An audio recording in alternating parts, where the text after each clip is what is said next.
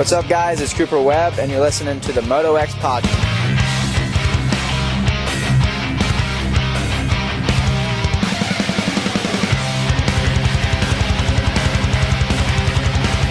Hey guys, what's up? This is Aaron Plessinger, and you guys are listening to the MotoXpod. Save me from myself. My arms and legs are bound like an aching cold from another world. I'll scream the truth 6 feet underground. Feel alive inside yourself. Watch your enemies dispel. If I could find a way to avoid this fate. Welcome back to the MotoXpod. This is episode 398, brought to you by Yamaha Motor USA and Race Tech, always our presenting sponsors. We thank them very much. This week, we've got Red Bull KTM Factory Racing's Aaron Plessinger and AEO Power Sports KTM's Carson Mumford on the phones. A lot of stuff to talk to. We've got Paula, first round of the AMA Pro Motocross Championship coming up this weekend. A very drama-filled, I don't know, a lot of going on in MXGP right now. We may touch on that just a little bit. Before we get into it all, though, I'm going to introduce our in-studio co-host, Scotty, always here, working the cameras. Was he on time today? I don't know, but you're here. What's up, Scotty? Yeah, you deserve to be. Okay. There you go. Sorry. I thought that was my middle name. Scotty, always here, on time, Thompson. Yeah, that works. It's time, man. We're here. It's about to be outdoors. Outdoors. The great outdoors is right around the corner. Also in studio, once in a while, he's here, but every 2 weeks. TJ Smith, what's up, man? Yeah, once in a while, always, every 2 weeks. It kind of works out. Yeah, Once I in a guess while, always. It's kind of weird how that works out. It's like, for 10 years. TJ, once in a while, always. Every 2 weeks, Smith. Yeah. Well, we're going to do our predictions, and we're going to go back through our predictions for Supercross. We'll do our predictions for outdoors. Probably, who knows what else we'll get. We got a grill your ass off beef jerky taste test we're going to do. I think we'll save that for the end of the show instead of doing it after the first guest, which is where the grill your ass off segment normally falls. I'm already hungry. I gotta wait. So You had pizza. that should be fun. I think I have Not 5 Supreme. different flavors that we're going to blind taste test. It's gonna be awesome. Would it be flavors or would it be types? Well, I mean, they're still all. They taste different, so that would be flavors. They're if all. I don't know. they're all When beef I jerky. think of maple flavor, and brown sugar is one. That's a flavor. That's a flavor. Yeah. fair I think enough. type would be like if one was like maybe buffalo turkey jerky? and one was turkey. Deer, maybe Yeah. sure. Yeah. Okay, fair enough. Okay, before we get rolling, let's do the Yamaha Motor USA read. First things first, at Yamaha Motor USA, we don't just build motorcycles, we engineer legends. From championship podiums to off-road trails, the YZ platform has defined dirt bike excellence for generations. Whether it's the dominance of the YZ450F, the YZ250F, or the beloved YZ250, two-stroke, every YZ is built for riders who push harder, ride faster, and demand the best, just like me. I'm going to crush it on my YZ250F at my regional 2 weeks, where I'm going to blow Ezra Lusk's doors off. I'm going to stuff Michael Gage. Michael Keating, watch out. I'm coming for you. Who else is that guy? I don't know. Any other fast guys? All of those things could be edited to be hilarious. Everything you I- said. Yeah, I guess so. I don't even know how Ezra's getting sleep these next couple He's of nights. worried. He might, last year, Emig qualified at Swan at the area and didn't even show up to the regional. I bet Ezra does the same thing once Yeah. he realizes I'm showing up. When Emig was lapping you, he saw your That real was at talent. the area, bro. He saw your real talent, and so He he knew was scared. that the regional is where it matters. Yeah, that's what I'm saying. I don't He's, have to show my cards at the area. yeah, he lapped you at the area, but he saw the potential, Yes. so he decided After to. he crashed, he Yeah. lapped me at the area. Hey, man, you just wait and see. Wait, legitimate question. Does Ezra? Have you met Ezra? Does Ezra know who you are? No, I have briefly met him, but not like. So he doesn't even I know would who say you are. absolutely, unless he listens to Pulp, I would say very. He listens to unlikely. our show probably. Probably. Why do you yeah. think, And you know he's what? come to this area to a regional? Because he wants to ride with line up Darkside. against me. There you go. Yeah, that's Okay, it. that's fair. That's a good point. So that's Yamaha Motor USA. Visit YamahaMotorsports.com. See all they have to offer. Or you can go to your local dealership actually and check them out. See what you like best. Before we get moving, MX Simulator Racing is back. The MX Simulator Pros Nationals fire off live on Start Your Systems YouTube channel tonight, 8:30 Pacific. Don't miss the action as the best players in the world look to dethrone defending champion Seth Carr as the gates drop on 4 30-minute plus 2-lap motos with ever-changing conditions. Nobody can dethrone Seth Carr. Bro, like I normally don't watch the outdoor stuff. Yeah. But I'm going to this year. I usually Supercross on the MXM stuff, but yeah, I'm kind of excited. I kind of wanted to. You gonna put it on? I don't know. Because It won't be on until we're about done. Oh, Yeah, true. yeah, and we won't have last week's to play. And a lot of people have said they don't really like it when we have it on the background. Why? Why? I don't know. They just like it's distracting or Hey, it's janky haters, or haters gonna hate. So I don't know. I don't know if I'm going to do that. Shout out, thoughts, prayers to Thibaut Benestant. Mm-hmm. Haven't really heard too many updates. I don't think things are any better, but big nasty crash, the MXGP of France this weekend. And yeah, we just, hoping there's a miracle of some kind. Yeah, it's always really sad when somebody gets injured. He's a pretty young guy, I think early 20s. So yeah, just thoughts to him. Yeah, hopefully a recovery of some sort. I just don't know. It just sucks. Also want to let you guys know if you're music fans, I've been doing that Mixdown podcast. It is now available. There is a YouTube channel for it, the Mixdown Pod. It's also it should be on iTunes and Spotify, anywhere you get podcasts, as a standalone podcast from now on. So we won't put it on the MotoXpod one anymore. So yeah, if you like the music ones, I'm recording another one tomorrow night. That'll be up pretty soon. And recently I put up a Moto Moms with Nicole Turner on our website. It's also on the podcast feed. Nicole is Lachlan and Lux's mom, so that's up. You're working on an article for MotoXpod.com. Yep, it'll be up in the morning. Be up in the morning. So, TJ, you've got a couple you already wrote that I've been waiting on photos I've got some from videos Davey coming. Coombs, but I think I'm just going to have to do it without photos. So we waited long enough. So those will go up soon. And then we got some video stuff coming up. Yeah, it's gonna be really cool. We got a lot of video ideas. You've got a couple. Scotty's got a couple. So Yeah. pay attention to our YouTube channel have and good ones. MotoXpod.com. What? I have good ideas. Yeah, you have some good ones. Yeah. Scotty's got Scotty ideas. I have ideas. It's got ideas. No. Okay. Before we get AP, we've got about 15 minutes or so before we get AP. I would like to go back to our predictions for 2026 Monster Energy AMA Supercross. Let's see where we stand up. Want to do that? Yeah. We'll do pro motocross stuff At the after end? the guests. Okay. Yeah. Sounds good. We'll try to do that. Hopefully, I don't forget, and you guys remind me.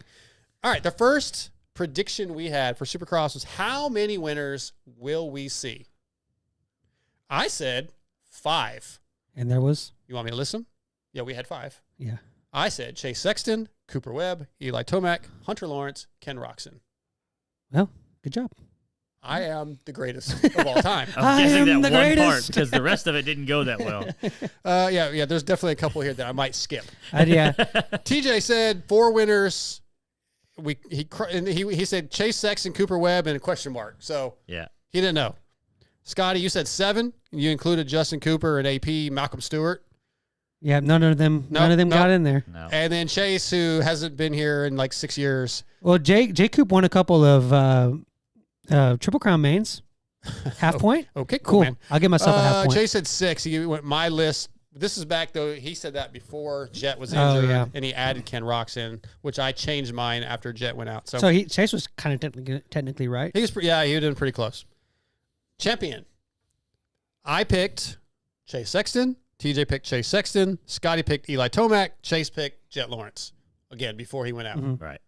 So we all sucked at that. The Eli one was looking good for a while. Yeah, It really was. And then it didn't. And then it just did not. How about, will we have any first-time winners? Well, Remember, we all Kiefer, said Hunter. Kiefer jumped in on a call, Yeah. and he said Pierce Brown. That did not happen because Yes, Pierce it got did. hurt. Oh, he He did? He did win. He won the first round. That's right. We were there. Yes, that is right. And then he got hurt. Yeah. Yeah, all right. Chris Kiefer, you get an Yeah. award. That was that was head lead in light gate. Yeah, you're right. You're right. 100% right. His award will be in the mail through Australian Post. Oh, so I'm an idiot. I literally circled, because I picked Pierce, and I literally circled it because he won. Yeah.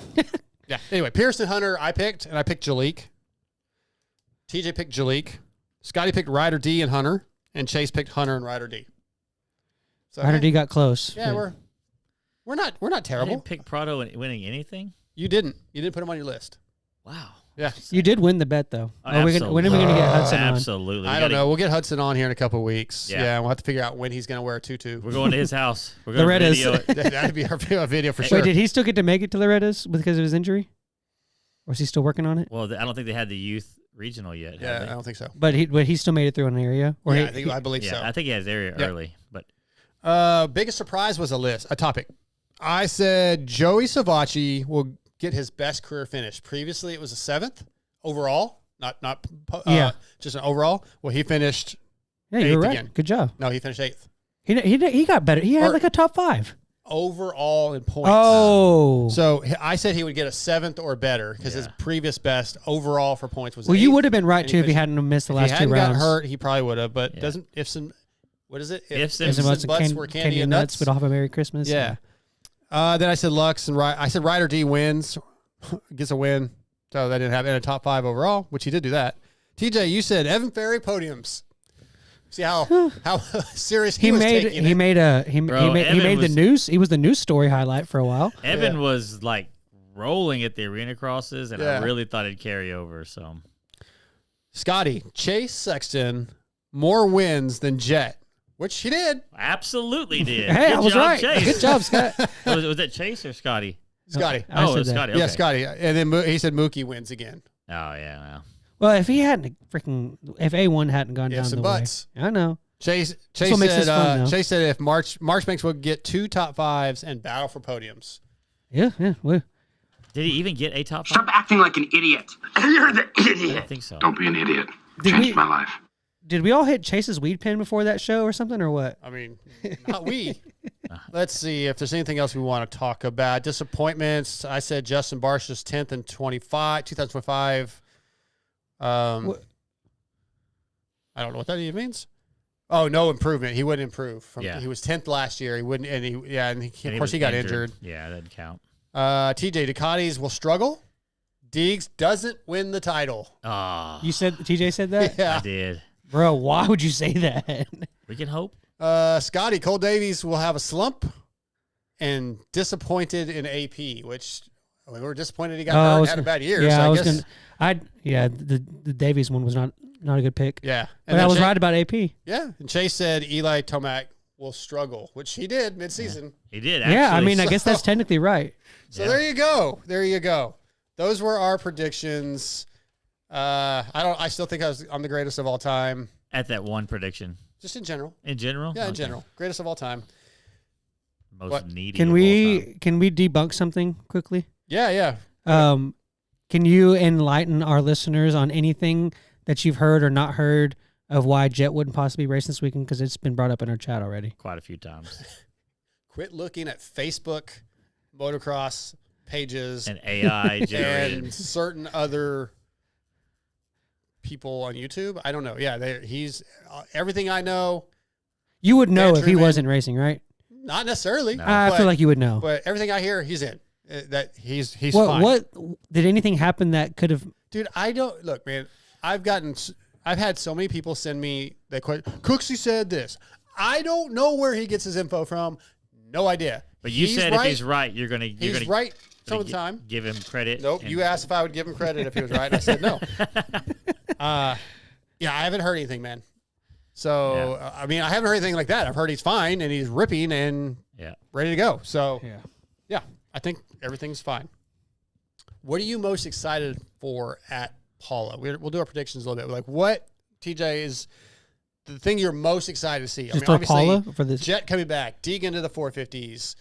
Something else. Does anything else stand I out? really want to see, and I'm not trying to be a fanboy. In all honesty, I want to see what Prado can do on a bike he likes at a track that he's ridden a bunch, like Paula or whatever, because that could be good. And I'm really curious to see where Deegs ends up. I guess that would be what I would. Yeah, and I'll ask you more detail on where you think, and maybe when we get to the predictions. But so those are the two things that you're really most excited for. I I've was been, excited for. Interesting. Okay, at Paula individually. Yeah, exactly. I will agree with TJ because I was watching some of the races from last year, and the few that I watched, almost every moto that I watched, Prado damn near got the whole shot, and then just didn't look comfortable. So if he's still capable of getting those starts like he did in Supercross, and he's comfortable, that's going to be very interesting to see where he stacks up. I think what I'm most interested in is to see what versions of Tomac and Sexton that we get. It's it's like a tough to say what I'm most interested in is tough because go ahead. Sorry, no, my bad. I just say I think the Deegan Jet thing is like the low hanging fruit. That's why I didn't say that. I'm very interested. Oh, of course. I don't care about. Well, I am very interested to see how Hayden does on the 450. Obviously, there's a lot of things. How Eli comes back from the mid-season slump in Supercross on the KTM outdoors. But I think the number one thing, the Prado thing, I'm interested in. But the one thing I'm really most curious about is will Chase Sexton be able to turn things around? I kind of don't think so either.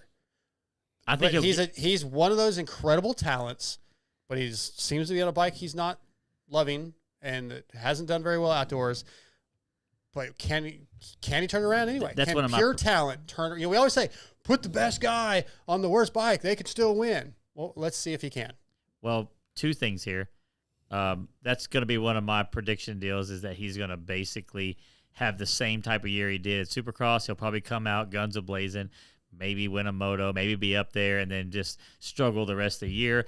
And second, you just said Cowie's the worst bike. I don't think I said that. You just said, can the best guy win on the worst bike? Oh. Yeah. Well, I mean, it's...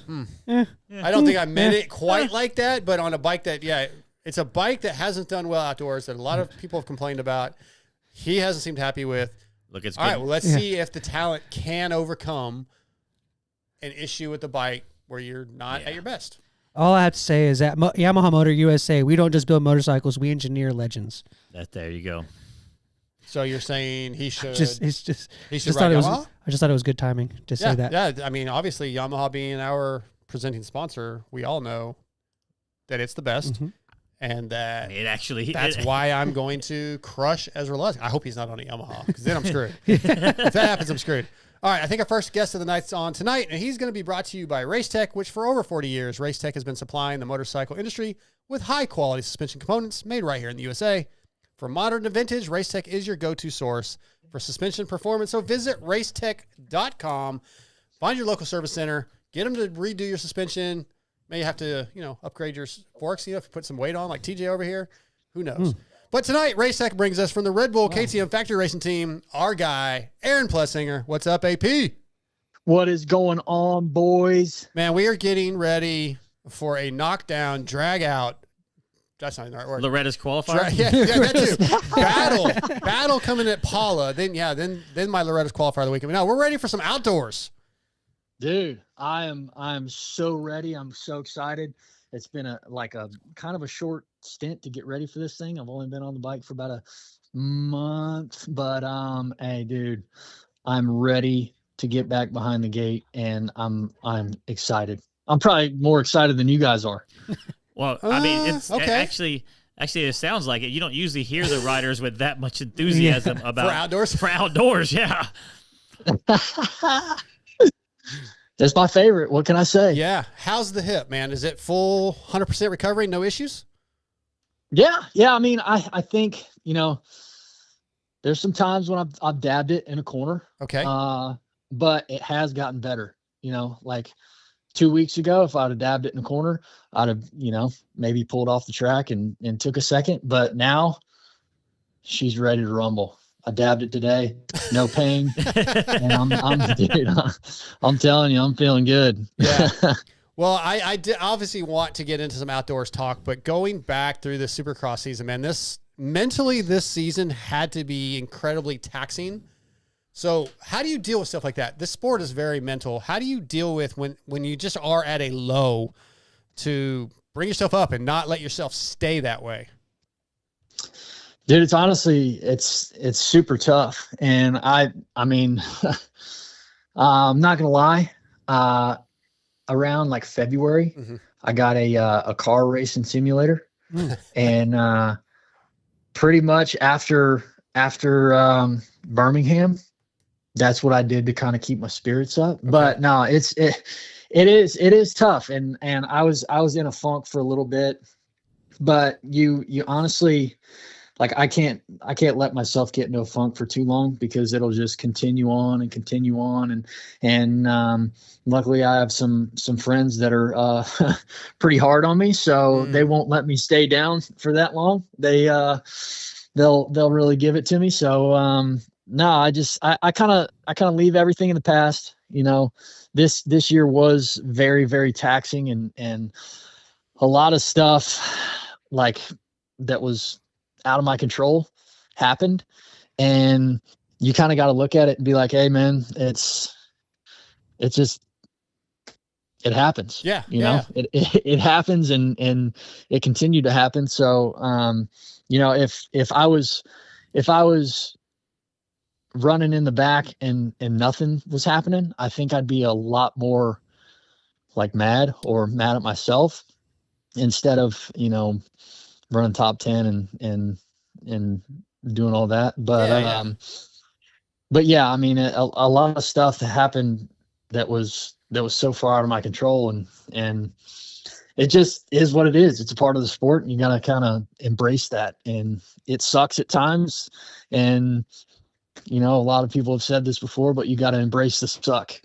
And sometimes it really is hard to do that. But, over the years, I've gotten better at it. And, you know, the best thing to do is leave it in the past and look forward.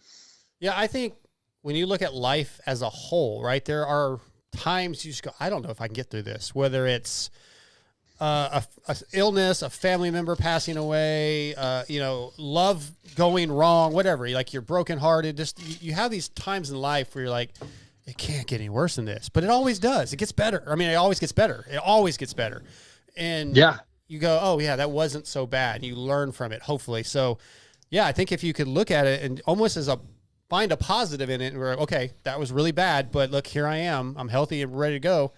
You just got to take something positive out of it and move on. Yeah, for sure. And, you know, without the bad times, there wouldn't be any good times. Sure. So you almost have to respect the bad times and just let it roll and roll with the punches, and, just look forward to the good times, because the bad times make the good times even better. That's it. 100%. We got a question from one of our listeners asking, Niall Diggs wants to know if you getting that simulator, does that mean you're going to have interest in four-wheel racing one day? Dude, if somebody wants to give me an opportunity, I say I will drive the wheels off of that thing. Now, are you doing more than turning left? Yeah, dude. Like on the simulator. Yeah. Okay. You know, I got up to a C-class license in the oval. Okay. You know, not I'm not gonna brag or anything, but I don't even know what that means. Is that good? Yeah, I mean, the C-class in moto is not that good. It's not that good. Yeah. It's a little bit different. It's, you know, I'm still working on it. I'll let you guys know. I'll keep you guys updated. Okay, that's awesome. With my success. I was going to ask how many Daytona 500 you won during the simulator break. Well, I got third at Talladega. Oh, there you go. That's good. But that was in the C class. You know. Okay. I mean, hey, I'm still a little bit of a beginner. Yeah. We're all C-class riders too, so we can understand how that it means a lot. Dude, we all got something in common.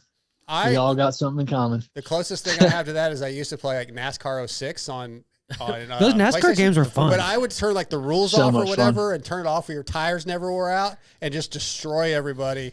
Well, yeah, that's lame. I would just drive like an a-hole. Wasn't there one you could turn off the damage and just ride the wall? That's it. You would just ride the wall the whole way around. Yeah. Dude, I would turn off the damage and everything, and I remember at Bristol. Yes. I would come into the first corner. I wouldn't qualify or anything, so I'd be dead last. I'd come out of the second corner, almost first. Yeah. Or like top 5 or something, because I just drove everybody into the wall. Exactly. Yeah, and then they send you like angry messages on the game. They're all mad exactly. at you. Like, oh yeah, dude. Yeah. Okay, that's awesome. People get heated in there, and then on the actual racing simulator, you do have damage and everything, and I've gotten into a couple crashes where the spotter comes on and he's like, "Hey, bud, we're done for the day. It's too much damage. We can't fix it. So in that simulator, the steering wheel will give you resistance if you have like a blown out tire and stuff, right? Oh yeah. That's It's cool. like, it's real deal. So I actually got into a crash where I could still drive. And for the rest of the race, my wheel, when I was going straight, was turned about, a quarter way to the left, and I was having to fight it for friggin' 20 minutes. So my wife has done some autocross, you know what I'm talking about, like in parking lot. Oh, racing. yeah. Have you done any of that stuff for real? No, so dude, the only car racing experience I have is that race that I did last year. I went to Cletus McFarland's. Oh yeah, that's right. That's right. Yeah, the Freedom Factory, and I raced that Crown Vic Right. with Michael Waltrip. Oh, cool. Yep, I And remember that. that's literally the only like car driving experience. I would say the only 4-wheel experience, but I've gotten down on some utility quads now. Well, I'll give you like the thing to do. Go rent a car, like literally just rent some kind of front wheel drive, like small car, and then go sign up at a local like Fred Lobster race? No, at a what do you call it? I just said it. The autocross. Because The autocross? there's only one car on the track at a time, and if you mess up, you just go through a cone. You can't hurt the car, and then you're not beating your car up. You just rent it for the day and bring it back with like, I like 4 miles on it. You know what I mean? It's and that's a lot of guys do that. They just go race their whatever they rented. 4 miles and no brake pads. Yeah, exactly. Did you have something Yeah. kind of outside of 4 wheels? Because I have another 4-wheel thing. Oh no, I was gonna talk about what we talked about earlier. So go ahead. So just real quick, my dad just texted me because he only watches when you're on. Let's go. Yeah, he's a huge fan. So my dad grew up dirt track racing, and he just said, "Do you know who Jimmy Light is?" Jimmy White? Light. Jimmy Light. Yeah. I'm not sure. So he's a if I do know USAC. that He's a USAC sprint car driver, and apparently he said he'll put you in a sprint car if you want to drive. You want to drive a wing sprint car. Brother. I might have to, dude. I might have to start off on the minis. Yeah. The wingless minis before I get into a big 410 or something. You can do a 360 or what is it? 360. Yeah, I might find myself over the top of that fence. Yeah. Yes. You and me both. But You got a roll cage, you'll be all right. Well, I'm up for it for sure. Okay. I would love to. All right. Well, let's get back to 2 wheels. Go ahead, Scotty. Sorry. No, you're good. So AP, when you talked about how excited you are for outdoors, and how it's a bummer to be out of the races and not there. What do you find yourself in this stage in your career, in this break? What did you find yourself missing the most about being the races, racing itself, or what did you find missing the most? Really, dude, just being at the races, and I mean, honestly, the fans. I mean, this year alone, like when I went out and in Birmingham, I didn't really like Supercross that much at that point, Fair. So, dude, like the fan interactions and just being there every weekend and the competition factor. I watched a couple of the races, and didn't really like the tracks per se. I didn't like the sight of the tracks. But yeah, just everything about being at the races, man. Just being there. I can see that. Yeah. I mean, obviously you're one of the larger than life guys, and the fans love you, and that makes it a lot more fun. It is a big event when AP's there, so I can see that. Yeah, that's and not to mention the 2 mud races. That really had me revved up. Yeah. I was fuming on my couch. And I actually went to Philadelphia. Mm-hmm. I was there a little bit on Saturday, but I actually flew home and caught the main events on my TV. But I was there, and I was just like, I was scratching my head. I was like, Frankie, we might need to sign me up because the rain is coming. The rain is coming. Yeah. Yeah. But yeah. Well, all right. Supercross is over. We'll take some positives away from that. We're going outdoors, man. Look, in last year, obviously you had the health problems and you kind of had to drop out. Do you feel like that's good now? Obviously you said the hip's better, but do you think the health issues you were having during outdoors is better? Yeah. I mean, to my knowledge, they're all gone. Yeah. You know, I've been doing motos, and I actually said to Alden and RJ, I said, dude, this is the best I've felt after 2 30-minute motos in a long time. Nice. You know, I just felt like I could be myself, and I wasn't out dying, laying down, like gasping for air. It just felt like, you know, you get done after a race and you kind of chill for 15 minutes. That's kind of what I felt like. I just felt like, not that I could go do a third moto, but I was like, I was good to go. I was still, you know, myself. And that was a good feeling. And I haven't had any of those like gnarly moments where like all the energy's out of my body and I can't go on any longer. It's always been like just getting ready for outdoors. It's just been my body's like physically tired.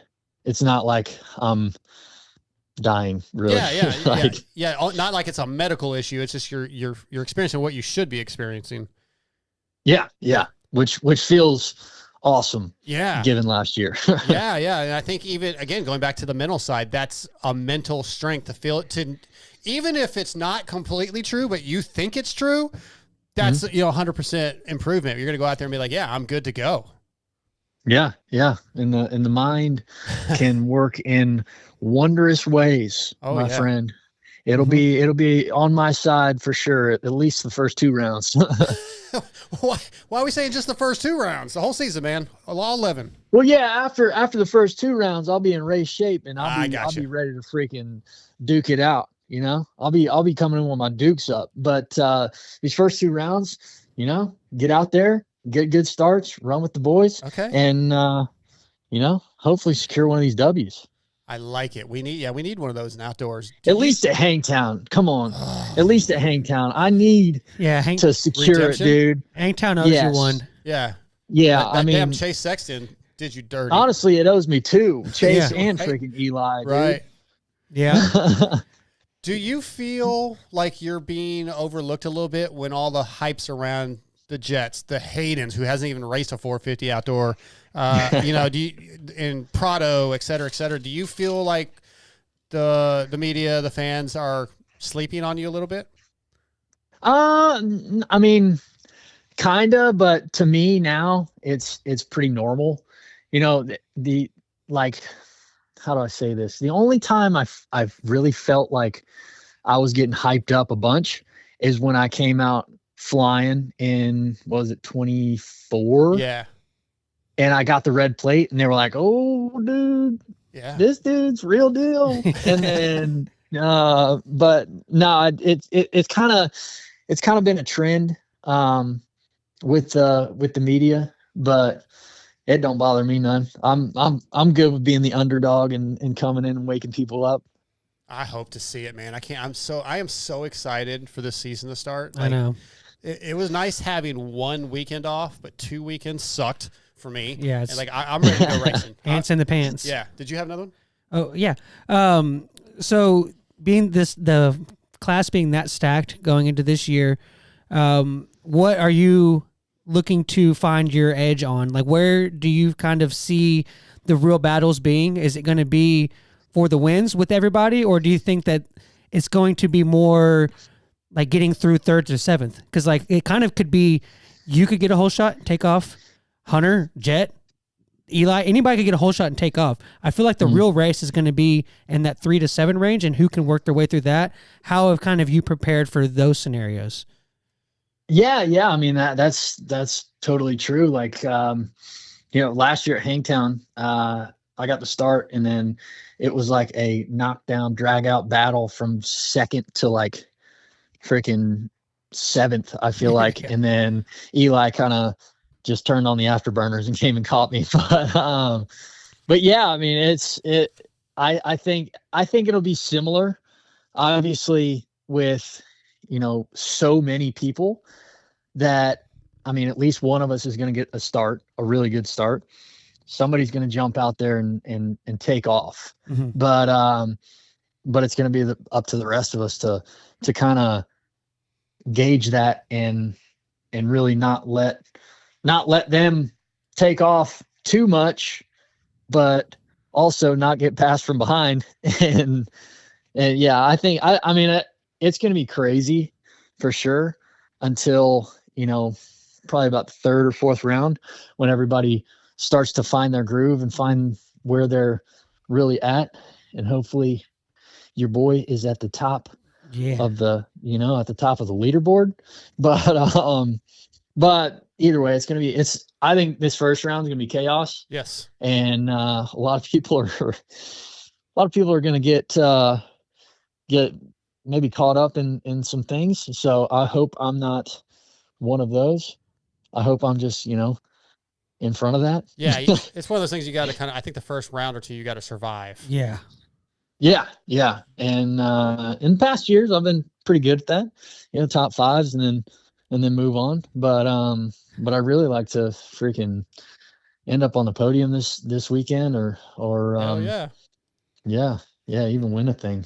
Yeah, I need an outdoor win. Yes, you do. I know that. I agree with It's that. been too many races. Yeah, too many close calls. I think it's been since 2018 since I got my last one. So I think 8 years is about enough. And I'm back to it. I'm ready to rumble. All right. Yeah. Speaking of like those battles and stuff, it seemed like they did a little bit better of a job last year at some of the rounds. I think it was maybe they were more preparing for incoming weather that led to it, but it seemed to better racing with the way they prepped the track. Some of the rounds weren't quite as deep. Do you think it could make that battle, that 2nd to 7 battle we were just talking about, better if they kind of take a different approach to prepping the tracks, or do you think that they kind of have to do what they have to do kind of thing? So, I'm a weird one.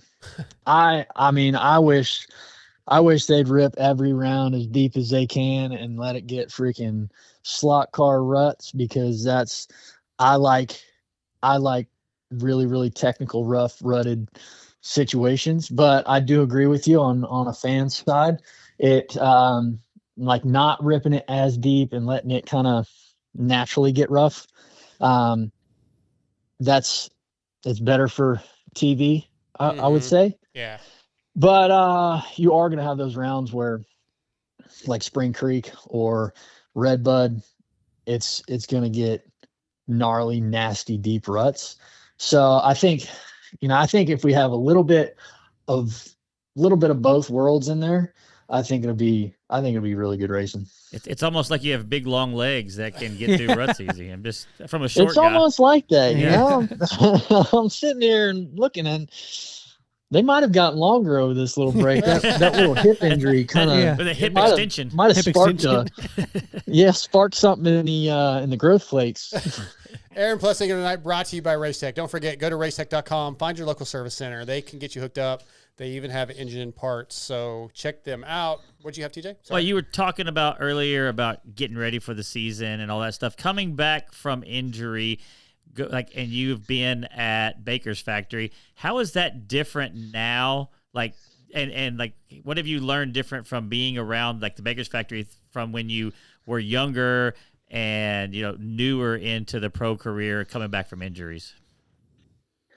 I mean, really just like recovering better, I would say. I'm not, you mean I like don't want to resting? age myself. Yeah. Honestly, like not resting per se, but just like taking care of my body more. When I was younger, I would just, take off and do whatever. Now it's like after a good day riding with, not much time on the bike and not much time of training, I kind of got to sit down and just kind of take it easy and let the body kind of recuperate and do its thing, which has been working really good. Honestly, I've made like really, really good strides in the last month. So really just kind of that, just knowing when to let my body recover and not overdo it. Do you think that's a deal where as we get older, you need the extra rest, or do you think like a younger rider would benefit from that and not just beating himself into the ground?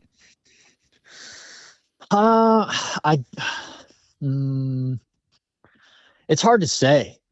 It's hard to say really, because everybody's different. Everybody, likes doing different things in different ways and stuff. But I do think there is a time where, a younger rider would need some rest, but when you're 20 years old, your body can kind of bounce off anything and come back pretty strong. Yeah. Recovers a little quicker. Yeah. All right, AP, we got to get into a little bit tougher topic, and you may not tell us anything, but look, there's a lot going on at KTM right now. Things are up in the air. A lot of rumors, a lot of, what if this happens? I feel like you kind of get a 1-year deal every year, which isn't really fair to you. It's probably pretty stressful. Do you have any idea what's going on? Do you have any idea what's going to happen next year? Have you had any talks? I mean, anything you can tell us at all? Look, I have no idea what I can or can't say. Yeah. I don't know. Like Have you talked? Has the team talked to you at all? Like, hey, this could happen, or are you just sort of trying to figure it out on your own, or maybe you can't even tell us that? Yeah. I mean, I'll tell you this. There's been a lot of talk. Okay. Right. There's been a lot of talk, and I mean, it's I really don't know what I can and That's can't fine. say. I figured that would be the case. Well, I don't think it would hurt me in any way. I mean, you guys have seen the rumors on Instagram and like, it's a lot of it's not like solid. Sure. But there is talk. There is talk. I'll leave you with that. But yeah, it's gonna be it's definitely gonna be interesting. But either way, whatever way it works out, it doesn't change my trajectory for this summer. Yeah. Well, here's something you may be able to comment on from the outside looking in from just a fan's perspective. The Husky thing was like out of the blue. Is that something that y'all knew about ahead of time, or did it catch y'all off guard, like also kind of the same way? No, like literally all I knew was pretty much, hey, Rockstar's trying to figure it out. Rockstar's trying to, I don't really know. They didn't know if they were going to be a part of the team or not, right? Or whatever. That's all I was hearing. And then when that press release or whatever came out, it literally caught me so off guard, because I was like, what? Yeah. How did this even happen? Like what I don't even know. And then, Rockstar went and picked up Tyler Reddick on NASCAR, and I was like, hey, they've had to really spend some money to get that one. So I'm not sure if they'll be here next year. And then that's when Husky made its deal. Yep. And I was like, wow, that's crazy. So it was a blind side for me as much as it was for everybody. Okay. Since the announcement has been made, I think the best way to ask this, has the communication to you been kind of open and clear? And do you feel throughout this scenario that you've been treated fairly? Oh yeah. I mean, I was definitely treated fairly, for sure. I mean, these guys, KTM has been so good to me ever since they picked me up, and they've never left me hanging. They've never left me feel like I'm out of the group somehow. That's awesome. There was some waiting, a lot of waiting, and like, hey, do I need to do something here or there or whatever? But it's just kind of it just kind of comes with the territory of like, they got pretty good riders on the team, and there's 3 of us. So and like probably the higher ups are trying to kind of contain a little bit of money spent, which is sure. It's in their right to do so. So yeah, I mean, I never felt like it was. I never felt like I was a problem. No, you know what I mean? Right, not the third wheel, I guess you'd say. Yeah. I truly believe if there's any possible way they can keep you on the team, they want you there. I mean, Right. you're an asset not only through results, but you're just the fan interaction and how popular you are. That's very, very important to a team. So, yeah, I think I don't think for any chance that they want to let you go. Right. But like you said, it is business, right? They've made that very, very Yeah. clear That's to awesome. me. And if they can keep me, they really, really want to keep me. So yeah, they've made that very, very clear. Yeah. So does this put like extra pressure on you right now, like for results? And then how do you do that with your coming back from injury? Not really pressure. I wouldn't say. I would say, like, I don't know. I say this every time that I get asked if pressure is on me. I just say, dude, if I go out there and do my job like I'm supposed to, Like you always do. yeah, like if I put my big boy pants on and go out there and do what I need to do, nobody's gonna question nothing. That's right. It's all gonna be good.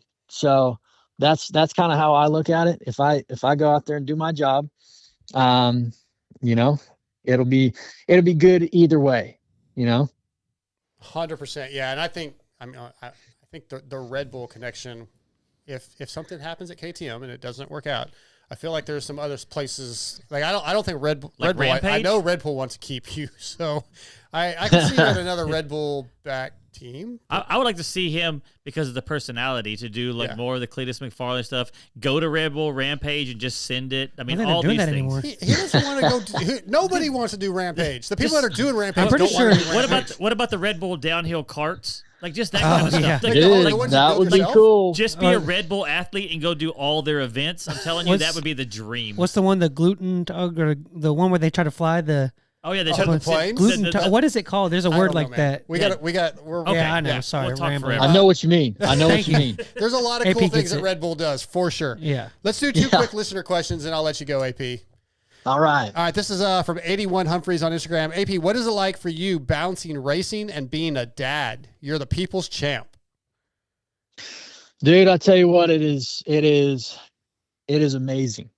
Honestly. Like, I mean, between all the fan interactions and having my kids there and them watching me and then us coming home and I'm just dad to them. Yeah. It is really, really cool. And also it gives my kids a little insight of, if anything, or if they're going to be anything in life, like this is how you treat people. And this is how, people will like you and remember you. And I don't know. I'm grateful that I'm in this position, or in that position, to show them that kind of thing and to show them, I mean, not that I'm doing it the right way or the correct way. It's just good it feels good to me to show them how I would treat people and to see how the people treat me after I treat them how I treat them. Dude, that's a great lesson to be teaching kids. That's honestly fantastic. All right. Trying to decide. I have two more questions. I'm trying to decide which one I go. All right, let's go with this one. Cleary Weld says, would AP race a 250 two-stroke at the last motocross round if they let him? Why? I don't know, man. Because people love two-strokes. Jesus. Hey, brother, you know me, and I do love me a two-stroke. I actually had one sitting in my garage until about 6 months ago. And unfortunately, it only had like 15 minutes on it because Brian Morris came and, tuned it up for me. But, I never got to ride it, but it went to somebody good. And I know that. I know it's getting some really, really good use out of it. But I would definitely do it, especially, if the stars aligned. Yeah. And the boy just, maybe wrapped up the championship. Yeah. What's the last round this year? Ironman, I think. I think it's back to Ironman. Hey, if I wrap up the championship at Budds Creek, you can bet $100 million that I will try to ride a two-stroke at Ironman. That's pretty open-ended there. I'll try. I mean, hey, I'll do it. I'll stamp it right here. I will do it. If I win this championship, I will make Frankie go get me a 252 stroke. Yeah, just go ride that one that you and Carson rode in the woods. Oh yeah.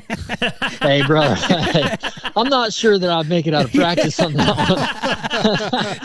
That one might it might resemble a 125 from nowadays. Yeah, right. Yeah. Yeah, at Ironman, you could just hang a left or a right and go do the GNCC course and come back. Yeah, if you already got the championship sewed up. Yeah. All right. AP, we've taken a lot of your time tonight, man. Thank you, dude. It's always a pleasure. And Dad, I know you're enjoying it. So what's up, Dad? Love you. Hey, love you, Dad. Thanks, hey, dude, I really appreciate it. I have fun every time I come on the show, and you guys are awesome.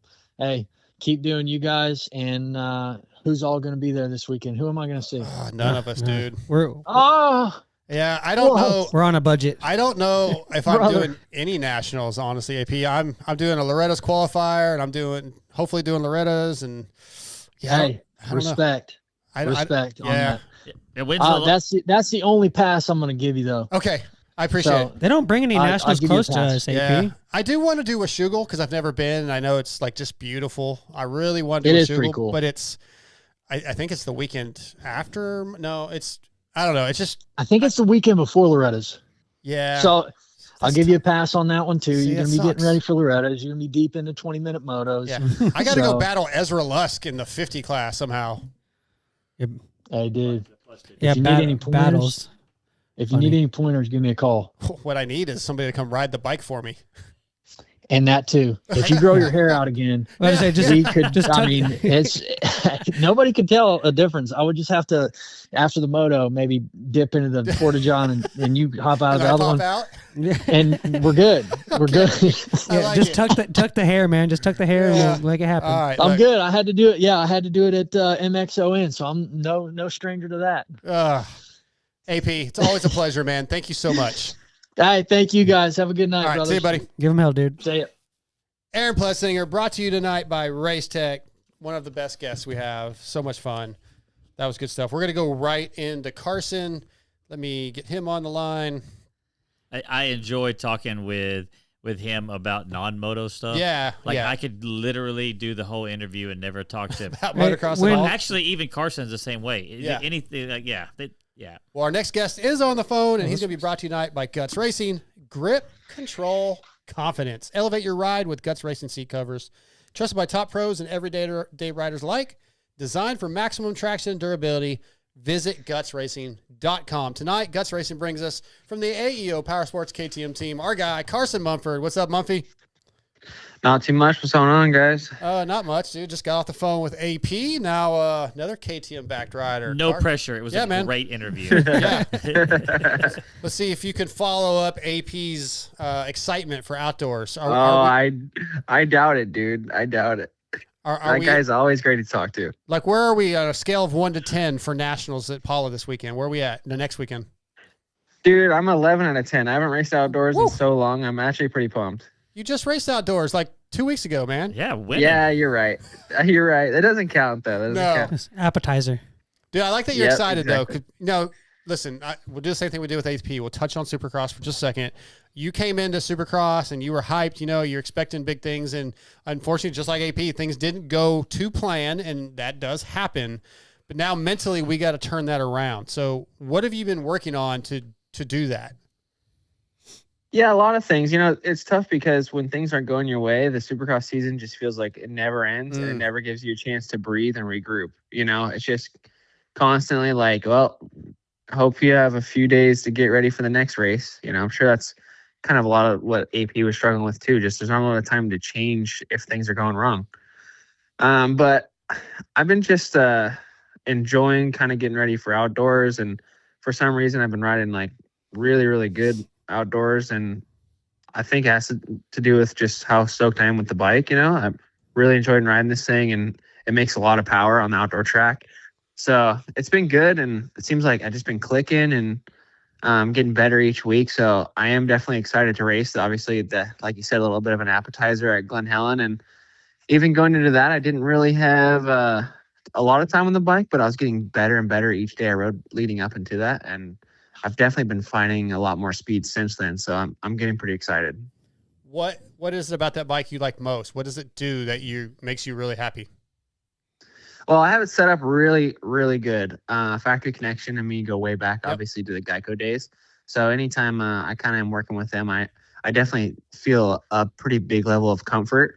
I don't know if it's just, they read my lingo pretty well, or, they just have a lot of data working with me, but it doesn't ever seem like it takes too many tries to get like that good base setting for me. Basically, it was only like 1 or 2 suspension sets that were made for outdoors, and I was like, yep, perfect. And just been pretty much running it and getting used to it. It's nice to put a lot of time and hours on one suspension set, because then you really know what it's going to do. When you're testing all the time and you're changing, you kind of can get lost. And when you're riding, you're hitting those big braking bumps, you don't always know what it's going to do. So I'm getting really comfortable on that. And then the KTM just seems like it pulls a really long time. Like it just keeps revving and revving, and it never really hits like a rev limiter, so that's been really nice. I definitely learned that about the bike by racing that race at Glen Helen. Just, obviously there's not too many super slow bikes out there nowadays. Sure. But they really get kind of shown whose bike's fast on that start. Just the start is so long, and to pull the whole shot that second moto was really awesome. It just felt like my bike kept pulling and making just endless power. So that was good. It was refreshing to feel that, and it definitely just, elevated my confidence coming into the season. Yeah, and that's key. That's one of the things we were just talking to AP about, is the mental side, like believing in yourself, believing, that you're in a good spot. That's a huge, huge part of the battle. For sure. So all this testing and comfort you're having with the bike, but that's all, you've probably done all your testing, I assume, out west. Do you think it's going to be a big transition once you get to the, the softer, ruddier stuff, once you get central east? Yeah, I've done all my testing out west. I think, I have a little bit of a sense of direction that I would want to go once we go out east, but I will give it to the California tracks. They have been doing a pretty good job at ripping it super deep and riding lately. So I definitely would say that I probably have a closer bike setup to the East Coast tracks in years past, just by riding out here. Elsnore's been putting in a really big push, and same with Paula. So that's been good. The tracks have been soft and rutted, which is kind of rare for, being out here. But I don't think that I'm going to get thrown too far for a loop once I go out East Coast. I might want to stiffen it up a little bit faster. And I was talking with my mechanic and, kind of brainstorming a little bit about what we might want to do. But I think it's harder to ride and train on the East Coast and then come race these West Coast tracks. You're riding those really forgiving, loamy dirt and, rutted tracks, and you come here and it's hard to make traction, and the chatter bumps and things like that really makes your bike not work that good. So if you can kind of find it to be a good setting here, I do feel like it's easier to make traction when the dirt's nice and there's ruts and things like that, and you go out east. Yeah, I would agree with that. Just based off the little bit of me going to the West Coast, like I struggle, but if I was good there, I could come here and be way better. So yeah. No, TJ, shaking your head. No. I mean, it's like here we have ruts and loam, and like I don't know. I feel like I could ride loam. If I could ride with no traction, once I got traction, I'd be better. I don't know. No? Who knows? Yeah, we all suck. Well, anyway, he would know. Yeah, you would know. I trust Carson. I trust Carson, I guess. It's all preference too. Like there's some riders that really they just perform on the flat, hard pack tracks, and there's other riders that love the deep, loamy dirt. I tend to like the ruts more. And last year I lived on the East Coast, and I just really love practicing every day. And then you move back to California and you're like, dude, this is not that enjoyable. No. You know, the roost is just like concrete. And if you slide out in a corner, you just cheese grade your elbows. And it's definitely taken me a second to kind of find my mojo again, riding these tracks. They're, you know, it's a kind of an art form and you have to have a certain technique to ride it because it isn't always the most enjoyable to ride. But I've definitely kind of been figuring it out again. Well, you were talking about earlier how the tracks have done better out west, you know, with maintenance and prep and stuff like that. After racing Glen Helen, do you think, what's your thoughts on, should Glen Helen be part of the national circuit? Yeah, I think so. I mean, I've been watching, I love watching the old Great Outdoor movies or Inside the Outdoors and things like that. And it's just so cool and nostalgic to see a race at Glen Helen. And then, you know, to have gotten to do a pro level race there, you know, even though it's not the pro nationals, it definitely was a feel good. So I hope that they bring it back. The track was unreal. Like, they definitely put a lot of effort in to having that event. And it was great to kind of test the bike there as well. The lap times were super long. It got rough. It was technical. It had pretty much everything it needed. Now, I don't know if that means, you know, they have to get rid of Paula National or, you know, have both, but it definitely would be cool to have Glen Helen back in the circuit. I remember one year, I think they had it twice in 1 year. Yeah.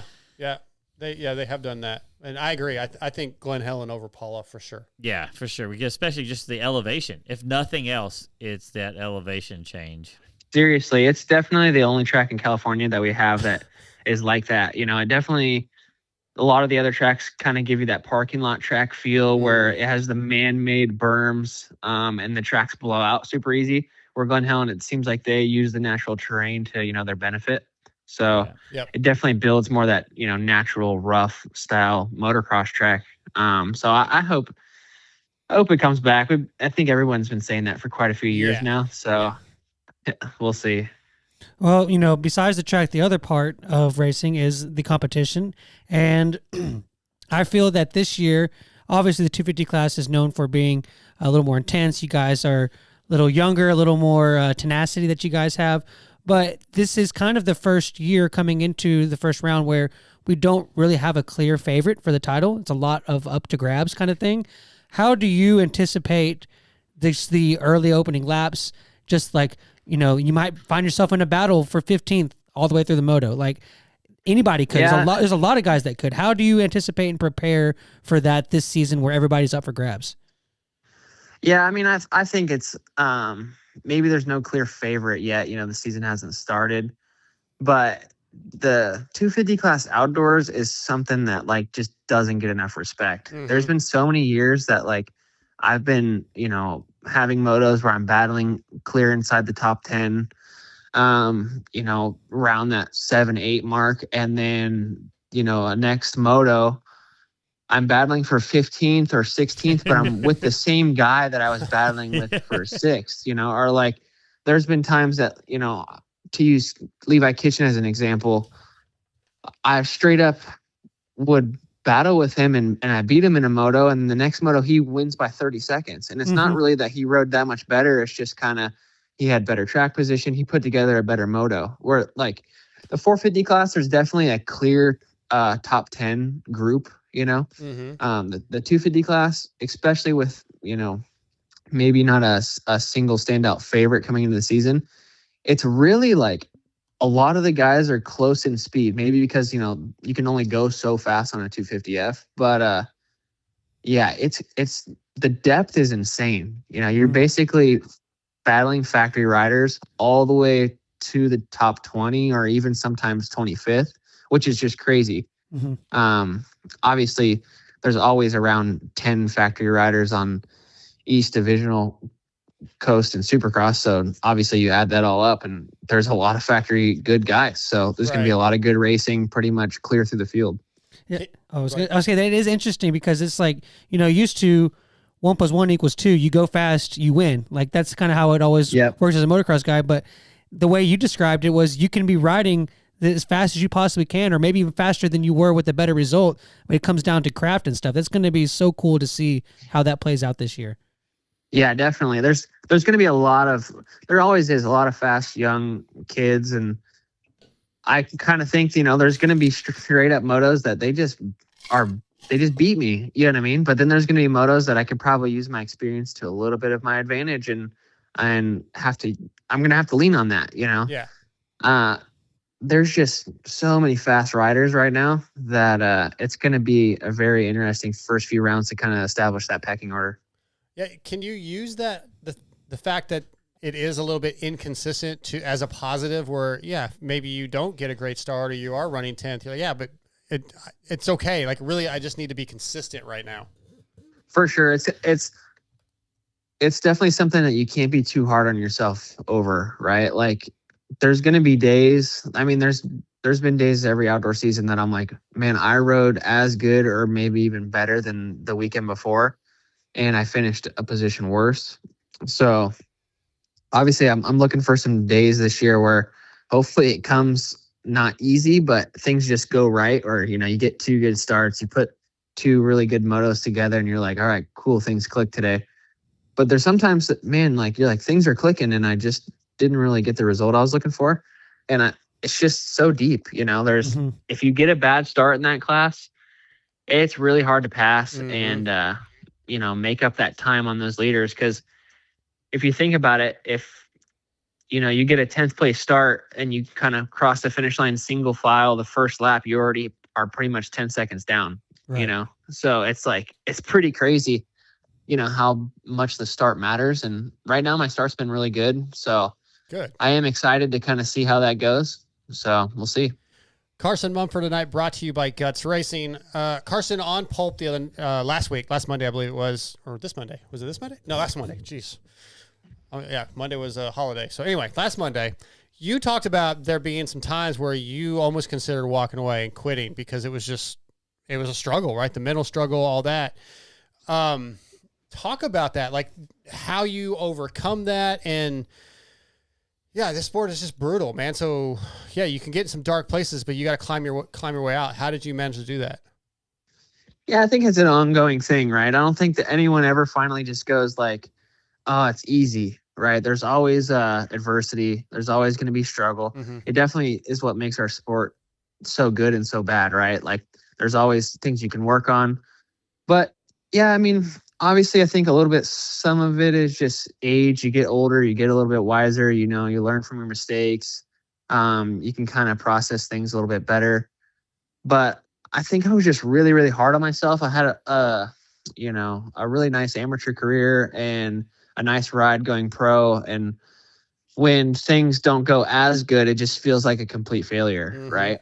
But it's not always the case, right? There's sometimes you do have to learn lessons, and sometimes those lessons are more valuable than if you were to go, accomplish something. So it definitely has helped my mindset, and I have been, I'm still working on it, right? But I have been getting better at it, just being more positive, and it's definitely been affecting my riding in a really good way.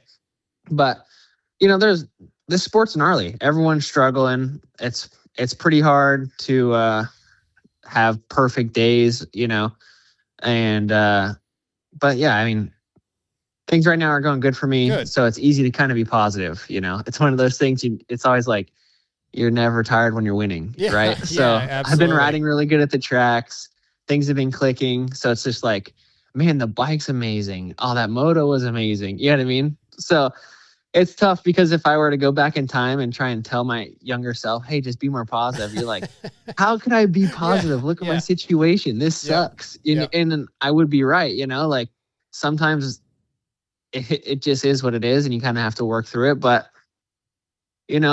I've definitely stuck it out. There's a lot of guys that I went pro with around that same era that have called it quits, when times got tough, even though they probably could have found a B team and rode for them and kind of grinded it out. So, I've been one of those guys that just hasn't given up. So hopefully it pays off for me. And I'm just going to keep grinding it out. I definitely feel like I have the talent and there's still a lot of drive and so much heart to continue. So I'm definitely going to keep grinding it out. Love to see it, man. Yeah, it's you definitely got a lot of talent, and you sometimes you just got to go through the shit. I mean, it's literally the same conversation we just had with AP with his season. You know, sometimes life in general, not just racing, throws some crappy stuff at you, and you get through it, and you're better for it in the end.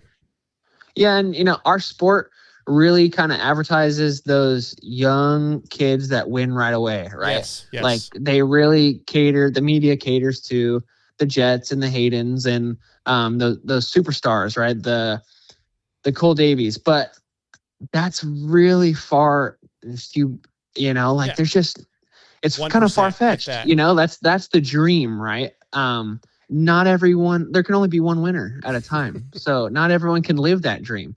So maybe for a guy like me, it's just not time for me yet. And if I'm destined to be a podium guy, maybe it's more like a Christian Craig route or an RJ Hampshire. There's a lot of guys that ended up being something, but if you listen to them, they're like, dude, I didn't get on the podium for 6 years, and that's why they are still racing, because they, it took them so long that now they're enjoying it so much, where you watch guys win right out of the amateur races, and which is great. Obviously that's the goal, but then they retire pretty early, and then they're kind of wondering what to do and things like that. So I definitely have been able to kind of figure out things in life, and it might be a little bit easier for me now, kind of having a direction of if I do start succeeding on, how I would handle it and things like that, where if, I would have had success at an earlier age, like right when I went pro, I probably would have done a lot more dumb stuff. Yeah, you'd have been a cocky little punk.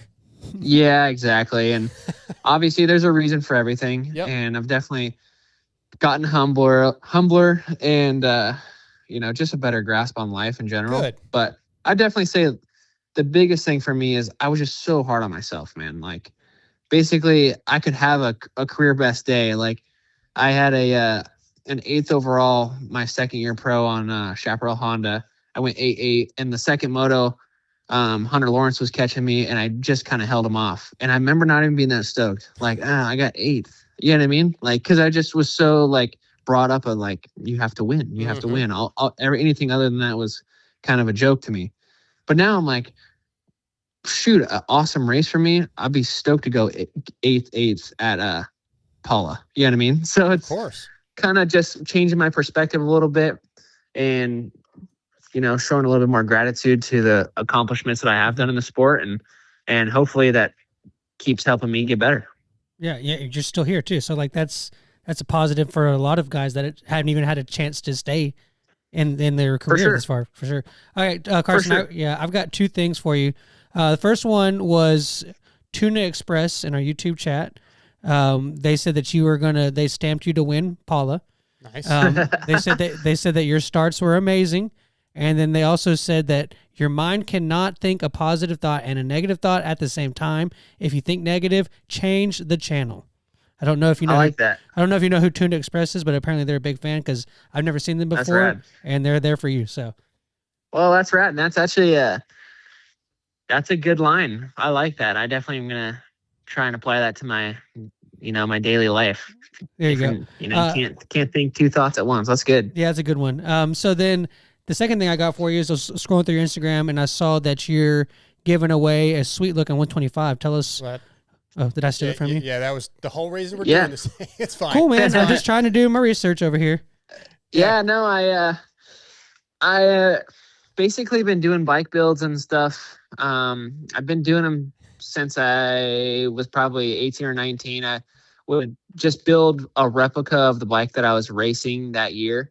I've been into 2-strokes. I don't know if it's because I didn't ever really get to ride a big bike 2-stroke. I was a 150 kid, so I missed out on that whole thing. Or I've always been a big fan of, the early 2000s, the Ricky, Chad, James, and kind of like that era just really is burned into my mind. So I love 2-strokes, and I try and build as many as I can. But I haven't really been making any money racing the last couple of years, so kind of just been selling them and buying bikes and working on them and flipping them and trying to make a little bit of money so I can keep racing. And I had a bike here, and I just finished it, and kind of been growing that my garage and like bike build kind of business, and wanted to do a little bit of a giveaway. So yeah, I made a t-shirt, and it's essentially kind of like a raffle. Yeah. But it's kind of like a giveaway. You basically buy the shirt, and that's like your entry. And yeah, once I hit a certain amount of entries, I'm going to be giving the bike away. So yeah, go check it out. That's going to be pretty cool. Someone's going to get a pretty awesome bike. It's a Travis Preston replica, a 2002. So I was always a big fan of Travis Preston, and obviously riding for Geico, I actually would go in the shop and sit on his old championship bike just because I was just in awe, But no, it turned out really good. So it'd definitely be cool, and someone's going to get an awesome bike. Yeah, examplemotoco.com. That Example Moto Co is your Instagram page. That was Kiefer brought it up Monday night. That was your garage builds and everything. But it's Example Moto Co, examplemotoco.com to get the shirts. Go ahead. Are you, just out of curiosity, because I haven't followed this, are you doing like a YouTube channel for the builds and as you build them and all that kind of stuff? I haven't. I really would like to. It's just so hard to like kind of do it professionally, right? It's like a lot of the times I'll come home from riding, I'll be training, and then I come in, I'm on the couch, I'll get, some parts in. I'm like, you know what? I'm going to go tinker in the garage, and I got my shirt off, and I'm blaring music, and I'm just working, right? And sometimes that lasts all night. So I would love to get to the position where, I do it more professional. I wait on all the parts to get in, and, I kind of go over a detailed overview of everything and build them up. So I would like to do that. And I think, me kind of rebranding that whole bike build business, and I needed a good name for it. And I figured Example would be pretty cool, and something that, maybe I could also branch off of that one day into training kids and, market it as, I want to be a good example for these young kids growing up and things like that. So that's the kind of the brand name I went with. But yeah, it's been going good, and I hope it keeps growing. And I would like to start doing, detailed YouTube videos on building those bikes, because a lot of the times when I'm learning stuff, that's kind of where I resort to is YouTube. So why not do it myself? Yeah, I got to say that as somebody who works in the shop, like I have my own shop constantly, and I have a YouTube channel, and the hardest thing to do is to remember I should video this, because I just enjoy putting my head down and working on doing the project, and I don't enjoy the videoing. I like having them up, but it does take away from it. Yeah, for sure. I love the final result, right? Right. I love sitting back and watching the YouTube. I kind of hate setting the camera up, talking to the camera, and I didn't get that good of a shot, I got to redo it. I'm exactly like you. I just like to go in there, work on my project, and work on it as long as I want, however I want, and not have the camera on me. Yeah, for me, the only way I can afford to build stuff is to keep the YouTube going. So it's like a vicious cycle. Yeah, I want to get there, as much as it is kind of a drag. I like filming my moto stuff. I am into that. So I do just need to get a little bit more professional with the bike build side and get after it, hunker down, and just give myself no option to not do it. What are we jamming in the garage when we're slanging parts?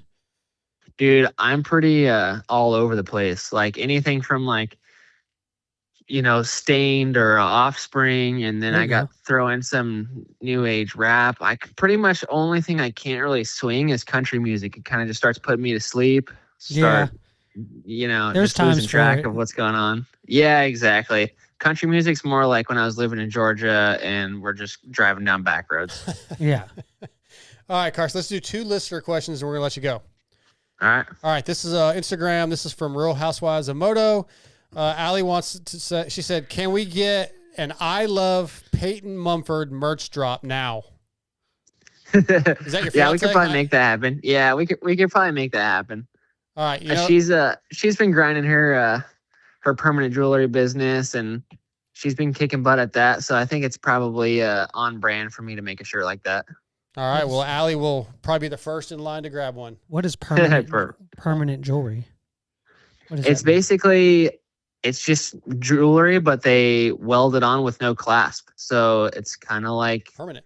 it's on there till it breaks, or you want it to cut it off or something like that. Yeah, I don't know if it's necessarily a guy thing. No, There's I don't probably think so. guys that do wear it. Scotty would. But yeah, but shoot, dude, a lot of girls been getting it done by her, and she's actually doing a little event in downtown Temecula tomorrow and Friday before the Polo Pro National. So it should be cool. I'm sitting here thinking, because I do a lot of metal fab, just somebody welding on my face or something. Yeah. I don't think they're out there with like a TIG. She's not using a TIG welder. Like out there with a TIG welder to got the hood on. Cover your eyes. All right, last one. This is from Tate Chisholm. Carson, what is the hardest part you've had to track down for one of your builds? Oh, dude. Every build, you go into it thinking it's so easy, right? Like, oh, I'm going to knock this out. Yeah. It's going to be no big deal. And it seems like with every bike, there is one part that you just can't find. And you end up having to buy that part off eBay that's already used and refurbish it. But I just finished a 1999 KX250. I did a Carmichael replica from the movie Terra Firma 7. I did a replica of that bike where he ran the number 1, because Carmichael never really ran the number 1 too often. And then it was right before the Chevy Trucks logo turned yellow. Yeah. It was gray or silver. So I did that bike, and I was struggling so bad on getting like a cylinder that was in good shape. So I didn't really want to get this cylinder sleeved, because I've been trying to kind of keep everything OEM and do things that route. So I kind of went against the grain and was trying to find, people that had used cylinders that were in really good shape. I even bought one from Australia. Eventually, I ended up with about 5 cylinders in my garage to make one, because I get one cylinder and it was maybe a year later and the power valve was a little bit different. So then I'm scrambling, trying to find power valve parts. Eventually, I ended up buying a cylinder from Mitch, brand new 99 cylinder. Of course, he had one upstairs still in the box. Yep. So bought that one, took the power valve stuff out of mine. And so now I got 3 or 4 KX 99 cylinders. So if anyone wants to buy them off me, I basically own the whole market in the U.S. The whole Make market. you a deal. Yeah, I'll do a buy package 2, deal get for 1 half anyone. off. Yeah, seriously, because they are not cheap. Yeah. And I have no use for them. But I couldn't figure it out other than just doing what I did. So. Take one of them back to Mitch and be like, yeah, it didn't work. Yeah, seriously, the worst one. Here, I don't know what happened. You can get those rebuilt at Lane Court, right? They'll fix anything and replate them, so you don't have to sleeve them. Yeah, and I thought about sending it to Valenium, but I think they're like 10 or 12 weeks out. No, Lane and Court. There's another company. Okay. LANGC, like the word Lane. You can't Court. spell for shit. So. Yeah. CO. Anyways, it's called Lane Court, and they're a lot faster. They're in Alabama, and they do, in my opinion, a little bit better work. Okay. That's who I've Well, it's used great to know. forever, and they're really quick about. I mean, the last time I had a long turnaround, it was like 3 weeks. I know Jamie wants to get up. No, the you're phone. good. That's good. But yeah. No, that's awesome, because questions like that. I'm still doing 2-stroke builds, so you already know I'm going to run into another blown out cylinder. Absolutely, absolutely. TJ here, my co-host, he's really good. He does a lot of that kind of work, so he knows that like a lot of places like that. Yeah, he's really good at that stuff. Yeah, that's great. Well, I'm glad I came on the podcast, because now I can send all the cylinders there. Yeah. And if you have any questions about that stuff, like, you can get Jamie. He can get you my contact info, and I can help you out, because that's all I've ever done is been a motor builder. So. Awesome. Well, it looks like I'm sending all my engines to you. Sounds good. Actually, I actually enjoy building motors, so it's something we could work out. All right. That sounds great. All right, Carson, dude, this has been a blast. Good luck this weekend. We'll be all watching from the couch, but looking forward to it, man. Good luck. All right. Thanks, guys. I appreciate it. Yep. Root me on for sure. Absolutely, dude. Have a good night. We'll talk soon. All right. See you guys. All right. See ya. That's Carson Mumford tonight, brought to you by Guts Racing. Glad to have him back racing outdoors. It's gonna be good, man. The series is coming up. Let's do expert emails. See clear, ride fearless. With EKS brand goggles, vision is your advantage. Engineered for clarity, comfort, and durability, EKS goggles keep you Focus sharp through roost, rain, and ruts. Trusted by champions, built for every rider. Crystal clear optics, all-day comfort, zero distractions. Ride EKS brand because every second counts. Gear up at EKSbrand.com. All right. The first one is from Dustin Lefebvre. Tell me if I read this one last week, because I think I was supposed to, and I forgot. I don't remember the name, but that doesn't mean anything. Yeah, well, he sends them in every once in a while, so he's really good at submitting stuff, but I don't think I got to this one. Love to bring the heat segment on the show. I totally agree with a dog on the lap. Did we? Okay. Do you remember us bringing that up though? That was one of my complaints where people drive with the dog on their lap, and I'm like, well, yeah, or it could be dangerous. Yeah. Okay. Because like, what if it jumps out of your arm? Yeah. Okay. All right. So he responded to that. I didn't think I'd read it. Yeah, you hate animals. We know. I totally agree with the dog on the lap. My truck, 06 F-250 4-door short bed, legally parallel parked in front of my house on the street, got hit by a kid with only his permit. His excuse was his mom's little dog was climbing all over him, and he tried to push it off his lap. While doing so, he didn't have the skill to keep the minivan in the middle of the lane and smashed into the back of my truck. They estimated the accident at a speed estimated between 25 and 35, shoving the truck forward 8 to 10 feet. Hit so hard, the whole side of the bed was caved in, smashed bumper, smashed exhaust, on and on and on.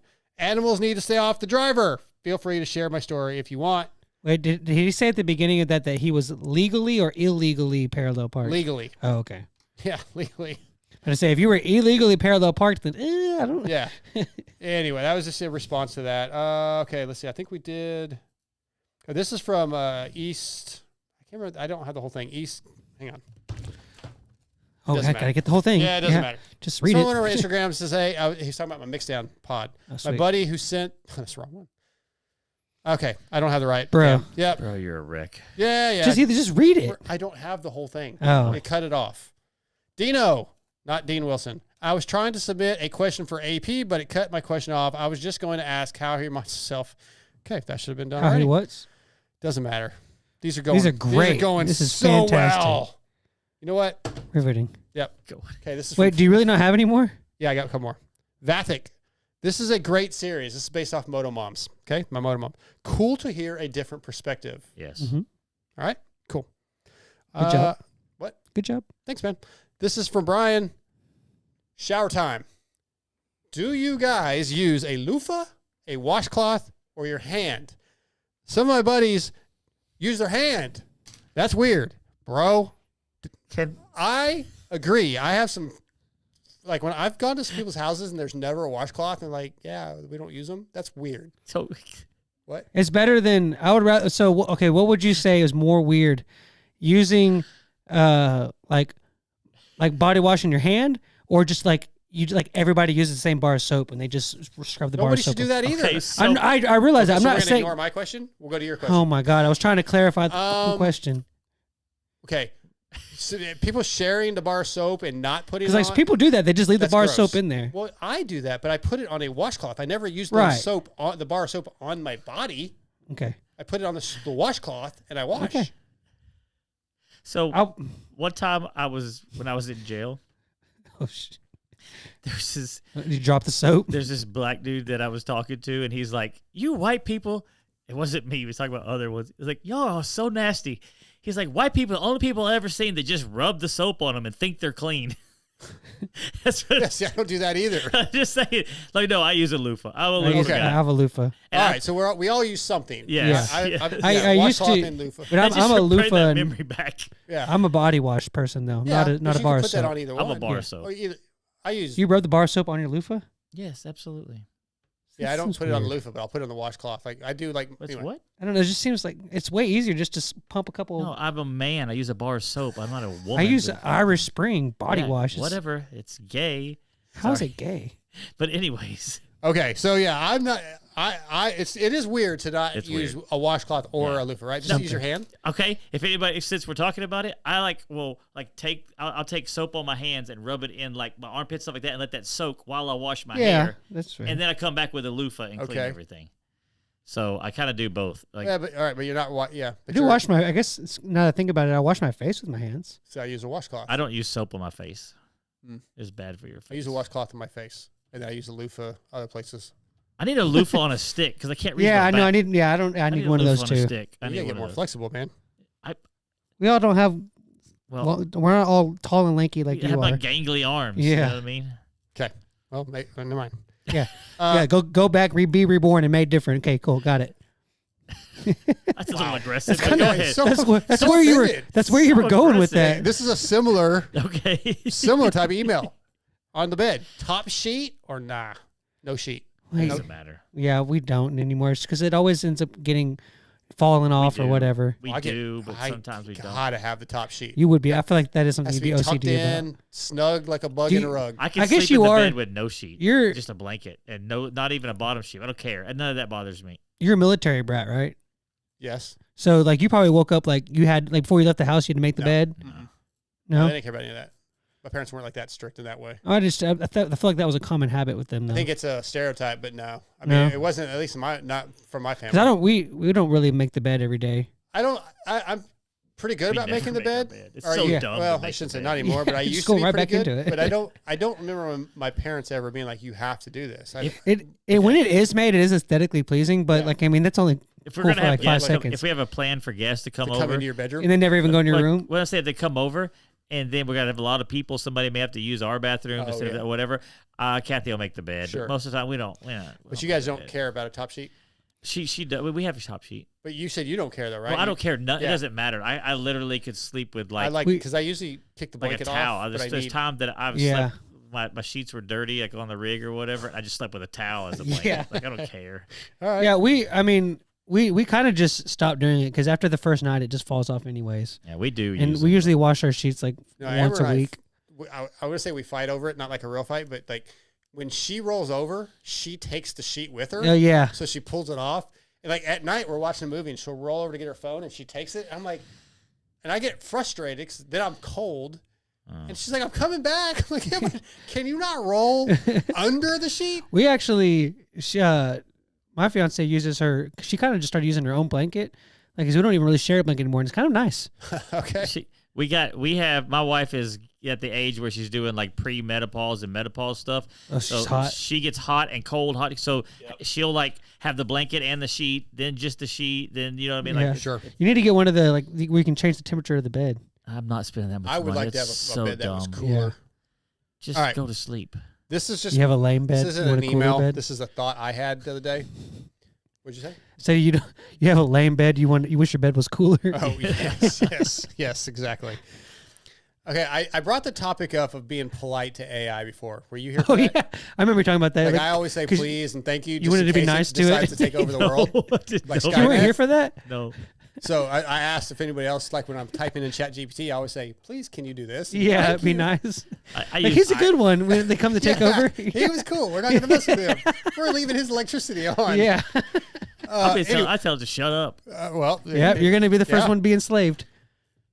So can you see people like sitting at home and using AI as their friend? Like, hey, how was your day? Absolutely. Yeah.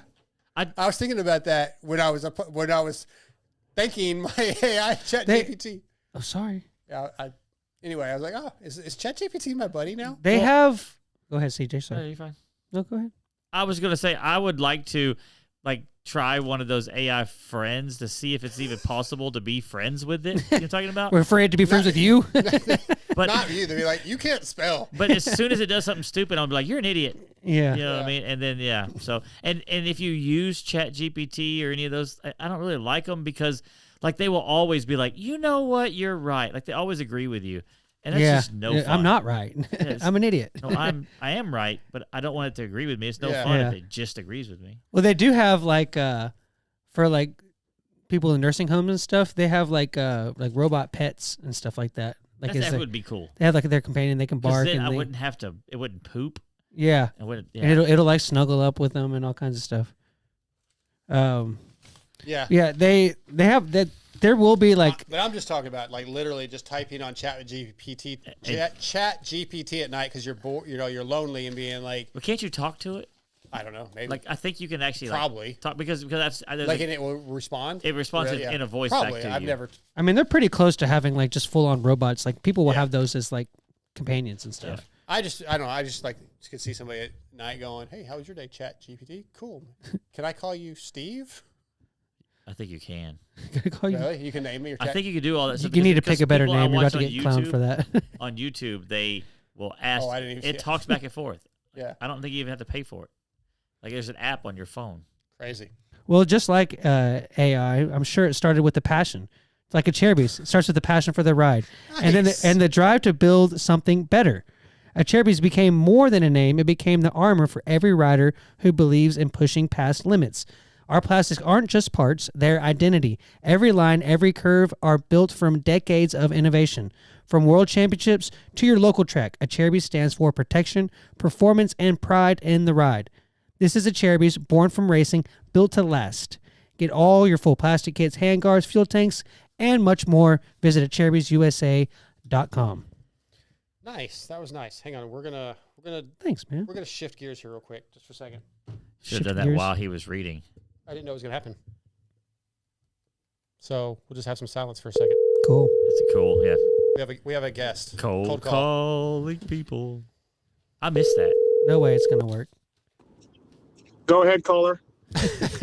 You're on the #1 motocross podcast show in America, MotoXpod. Steve Matthes, what's up, man? I was on the #1 show. The other gentleman named Kiefer, he told me his show was #1 when he surprised me with a call out of the blue the other day. So I guess, yeah, this is just a thing. Let's call Steve. He did this too? Damn. Yeah, he did. He did. Well, he lied when he said his show's #1, just like he lied about Life Swap. But Yep. yeah.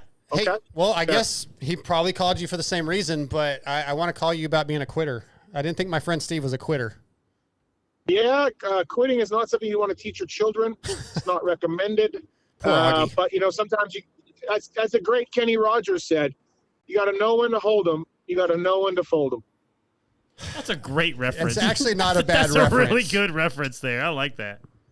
Yeah. I listen. I'm more confident in my decision now than I even was before going in. Like I got shoulder problems, man. Yeah. I got a wrist problem. I got a shoulder problem. I'm getting an MRI tomorrow. We'll see what the deal is. I have mountain biked, but dude, it hurts and I'm not able to charge very hard. So, I mean, look, I think I made the right call. I wouldn't have been able to hold on. Braking bumps and all of that, jump faces, it would have been tough. Now, I did look at the live timing like a loser, and I did look at the results and all of that. And honestly, if I had maybe been on form and there was not a guy named Chris Kiefer in the class, I probably would have made it. But he looks like he took the spot because the guys that I beat last year were there, and then the guys that beat me, not all of them were there. So except for that Kiefer guy. So really, I don't think I would have made it anyways, even if I'd been on peak form. Would you not have been willing this year to go as an alternate? Because I've made my mind up I will. Oh, yeah, no, I don't want to go with an alternate. I just don't want to. I don't want to, but I think it's going to be my only option if I'm being honest. Well, we'll see. I mean, listen, Dark, you're bringing a knife to the gunfight. You're on a 250F, right? That's what you're going on? I'm basically on a 350F with that a second injector. I'm fine. Well, I don't know, man. Yeah, it's going to be tough, but I mean, you're riding better, you told me, than you ever have, than you have recently. So yeah, it's not bad. It's not.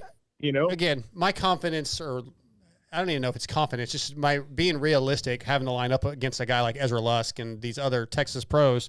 I know I'm not at that level, so I'm just going to go do my best and have fun. But I do expect to make it in as an alternate because I want to experience it one time.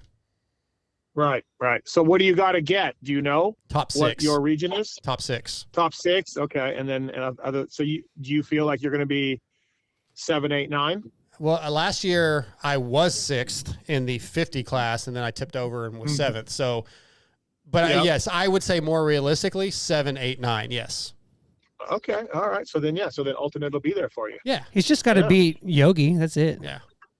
Yeah. That should be no problem. Shouldn't be a big deal. Listen, man, if you make it, like, good for you.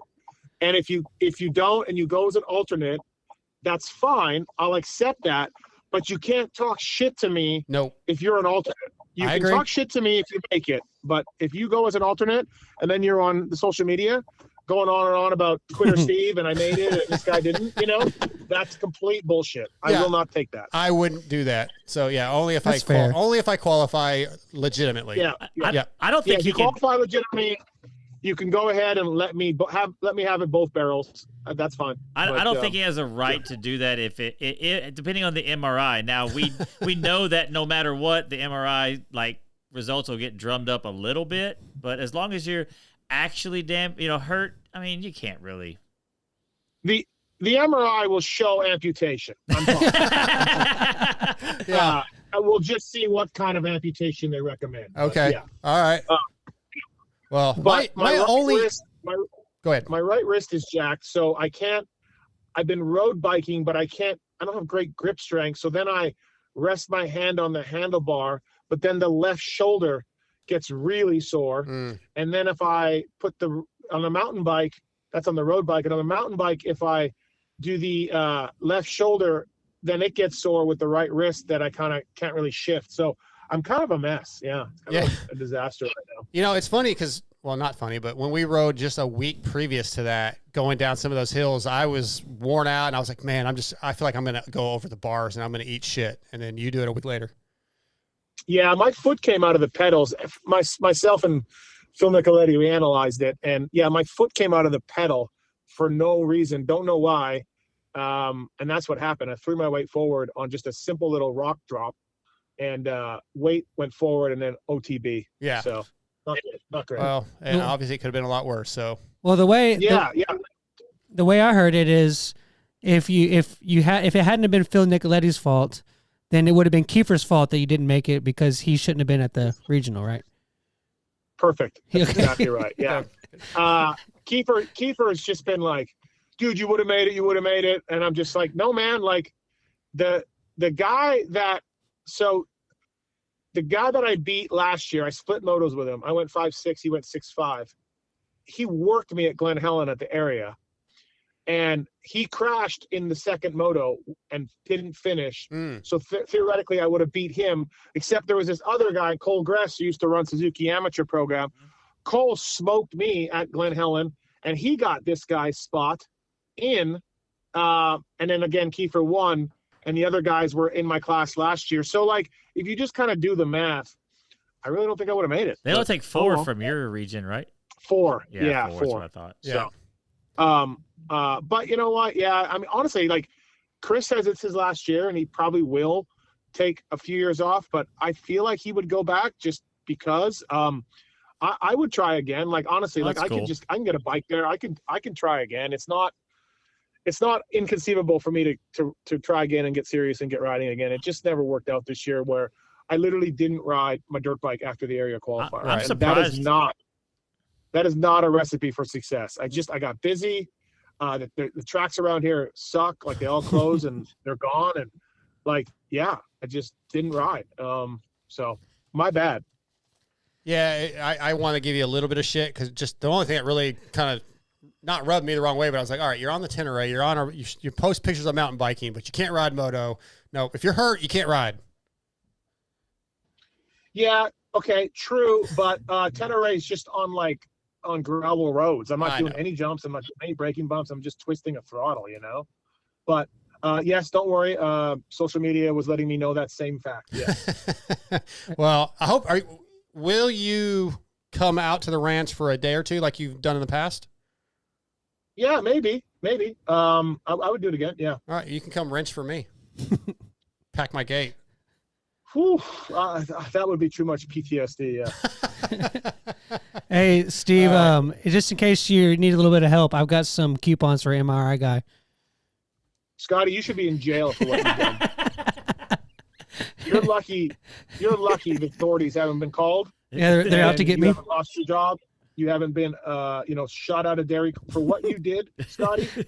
You should count your blessings every day. Yeah, I do. I'm super grateful. Yep, because you almost went down, man. Yeah. You almost went down. I can't afford to lose it, man. I need somebody to push these buttons. Yeah, you need someone to show up. Yeah, good point. All right, Steve. Well, thanks for taking the call. But yeah, I just want to give you a little bit of crap. But honestly, I hope it's not as bad as you feel like it's going to be. Don't want a long recovery. I want you to get healed up, man. Yeah, thanks. I appreciate it. I mean, there's definitely it's been over a week and still can't sleep well because I'm laying on the shoulder or I'm trying to move a pillow and it hurts. So I don't know. You know what? Whatever, man. Hey. It's no one wants to hear about it, but No, it's the hardest crash I've had in a few years on a mountain bike. And it wasn't even on a dirt bike. Yeah. No, yeah, on mountain bike. But like Phil always says, like, dude, I don't know how you don't die out here. You know, I mean, Dark's ridden it too. Like, Phil's sketched out, but for me, it's just normal. But maybe I need to respect it a little more of the drop offs and all that stuff. Like, I feel like I don't send it on a mountain bike. I feel like I'm pretty calm on a mountain bike. But according to Phil, it's sketchy as all hell. But I don't know, man. Yeah, I think that every time. And that last Monday I was there, that was one of the things I was thinking. Is like, if Steve comes out here and does this by himself, like, he could be here for a week. Yeah. I never think about that, but yeah. Thanks, guys. You're welcome. Yeah. I'm sure Pookie's thinking about it now. She probably wasn't stoked. Yeah, no, definitely not. Nope. So, all right, boys. All right. Yep. Thanks, man. We'll see you at Dark. Where are you going? Which national are you coming out to? I don't think I'm doing any, Steve.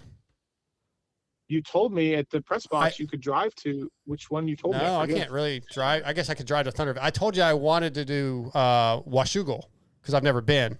Oh, yeah. But I don't think. I thought you said you could drive to one. Okay. No, I mean, Thunder Valley would be the closest, and that's too hot down hours. here. They don't come down here. In the last round. Dude, Thunder Valley's way too far to drive. Yeah, well, I mean, we did that for your stupid ride day, and that was right. Enough. Yeah. Speaking of that, you had mentioned maybe trying to do it back at Millville again? Is that still a thing? No, not for this year, but there has been talks with me and Troll about doing it again. Yeah, we just got to find a free weekend. The weather is not good after SMX, and right. It's a lot to do it in between. So sure. I don't know, man. Okay. Yeah. I don't know, man. Cool. All right. Well, thanks for answering, Steve.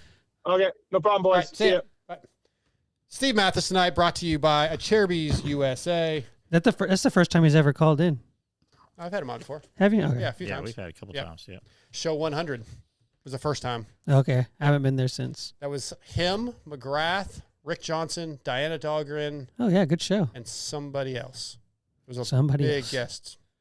Yeah, that was show 100. Why are you looking at me like that? I was just thinking, no, not looking at you. I was zoned out, just missing Diana Dahlgren. All right, let's do, actually ran into her at Salt Lake City. This is a funny story, actually. Hadn't seen her since A1. Walking by, she said hi. We're talking for a minute. And there's like she was doing the Monster Beast thing where she just taking pictures of people, right? There's nobody there at the moment taking pictures, so we're talking. And there's like a couple people. I see these people off the corner of my eye that, hey, are you waiting for a picture with her? I'll step back or whatever. And they're like, oh, no, we actually want to talk to you. It's like, cool. Yeah, that's cool. All right, Renthal. Let's do the Renthal. We'll do our predictions. All right. Want to do that? Yep. For the Pro Motocross Series? With Renthal.com's new direct-to-consumer shopping experience, performance enthusiasts can now shop the world's best in handlebars, grips, sprockets, and chains, as well as mountain bike products, all with free shipping on orders of $99 and more. You want to get yourself a set of those new 661 Fat Bars or the equivalent 995 Twin Wall? They're going to be over $100, free shipping. They also have mountain bike products, lock-on grips, and tons of other stuff. Casual wear, Renthal.com. Check them out. If I do qualify, I think I mentioned this last time, they're going to put me as an official Renthal supported rider on the list with Hunter and Jet, all those guys. Yep. Pretty cool. The only time you'll ever be on a list with those guys. Does an alternate qualification count? I doubt it. I don't think Paul would know. Don't even tell him you're Paul's alternate. Gonna know. Just be like, hey, I'm in. I got my. Yeah. Try to lie. Yeah. Also, if you're interested in looking at different bar bends and you don't know exactly what you want, you can see what your stock bars are, or the bars you have now. In Renthal's, it's called Works Fit on their website, and it shows your bar bend, or you can compare multiple bar bends in a layer and see how they look height-wise, width-wise, or swoop-wise, and all that. So it's a really cool program where you can kind of say, oh, no, I think that's too tall or whatever. Right. So you can compare, see what you got. So use that. Renthal. All right, we're going to do 2026 Pro Motocross National predictions. You guys ready for that? You got your, you know what you want? Nope. No idea? Okay. Let's start with, just like in Supercross, how many overall winners, not moto winners, don't care, overall winners will we see in 2026, TJ? 4. 4 winners. Do you have the riders that you think will be those overall winners? Well, here's the problem. If I give that list and I'm wrong, but then I get the 4, do I still get that counted as No, right? man. You got to name the riders. Nope. Then you still get 0 points. Oh, still get 0 points? Yeah, you got to have the full list. Thought you beat the system, but you didn't. I'll tell you what. Let's do 1 point for each. 1 point. Or half a point? 1 point if you get the number right. And 1 point. We're going to actually do this whole thing with points? 1 point. I'm going to win. If number is right. I'm writing this down. It's now a challenge. Yeah, we're trying to 5 those points. points. 5 points if you get all the riders 5 correct. points. Not if you get like 2, you have to get them all. You get Right? 'em all. 5 points if riders. Okay. Okay. Right. So, Jet, Eli, Deegs, and One more. Yeah, Prado. Okay. Scotty? It I will sucks to go first because then you hear I somebody. went first. You didn't do your list. Did I not tell you? No. Oh, I'm sorry. But I'm just Man, saying. you didn't do shit. Oh, I read it. I read it. Just thought I thought you could read my mind. Yeah, no. Okay. Nope. I'll do my. I said 5. Jet and Hunter Lawrence, Eli Tomac, Hayden Deegan, Jorge Prado. Shouldn't have let him go. Why? That was literally. it was already wrote I down. know, but that's literally what I was going to pick. That's fine, but Yeah, you, it get was- to, you yeah. get to hear somebody It else's. was already wrote down, so it doesn't matter if I say it now or Wait, who'd you say your 5 was? No, go ahead with your 5. do your 5. No, you Do should your let me 5. go Okay. first. You should have listened. Give me your 5. Actually, no. Flip the script. I'm going to do. No, it's not going to be it. Jesus. 5. I'll do 5 as well. Okay. Nope. Scratch that. God. And now I'm just doing it to piss you off. 3. Oh. And Jet's not one of them. No, Jet is definitely one of them. Okay. Jet, Deegs, Tomac. Okay. And I'm going to say I'm going to change it to 4, Hunter Lawrence. And then Tay, maybe the whole Saltgate was not your fault, but really his because he picked Kenny as one of his winners. Is that, what was TJ's 4? Jet, Eli, Hunter, Jorge. Okay. Okay. Who's your champ? I picked Jet. Prado. Okay. Scotty? Hunter. All right. Will we have any first-time winners? I said 2. Or Deegs. And Prado. Okay. I said 2, Prado and Deegs. So you guys, 2. we're 2. all Yeah, we're Yeah, at let's just call that a wash. okay. Has AP won? AP's won an outdoor Yes. moto or overall? He's one of Motos, right? I don't know that he's won. Yeah, I think he's won 1. Hunter's won overalls, right? No, second. That's his head. Okay. Yeah, you've picked him on your list and you didn't even count, right? I thought we just said Deegs and Prado. First time Okay, winners. hang on. Okay, you guys are. Yeah, I'm confused now. Go ahead and read. Who did you ask about? I'm going to Hunter. look up. He's won an overall okay. I thought before. you were talking about AP. No. AP's Yes, never Hunter won. has won overalls. Yes. Okay. Are you looking it up? Yeah. You looking at how many? For AP. Oh, for AP. Yeah. Yeah. No, I know AP has. Well, okay. Any surprises, or who will be a surprise? So I just went. Justin Cooper is going to get 2 moto wins, not overalls. 2 moto wins. Barsha 1 moto win. Chase Sexton, no moto wins. 0. That I was really stretching because if I get it right, then I'm like, yeah, dude, what's up? It's Greatest of all time. such a teeter totter with Yeah. Chase because he could like win this series, I don't, or he truly could believe that. Yeah, like that's what's crazy with him right now is so volatile because he could win the series, like he could, like it's not likely because of the way things have trended, but he has the talent, and if for some miracle they figure it out, he could win the series. It's possible, but he could also not win a moto too. Like I don't know which way it could go. Right. Yeah, I don't truly believe that Chase won't win a moto, but I threw it in there as a like if it happens, I'll be like, yeah, see, I know what's up because I'm the greatest of all time. I would say that a surprise is going to be Dylan Ferrandis will get at least a moto win. Okay, I like that. Scotty, you got one? And I genuinely believe that. The biggest surprise? Just anything that you think could be a surprise. I'm gonna stick with my theme here. Hunter has more overalls than Deegs.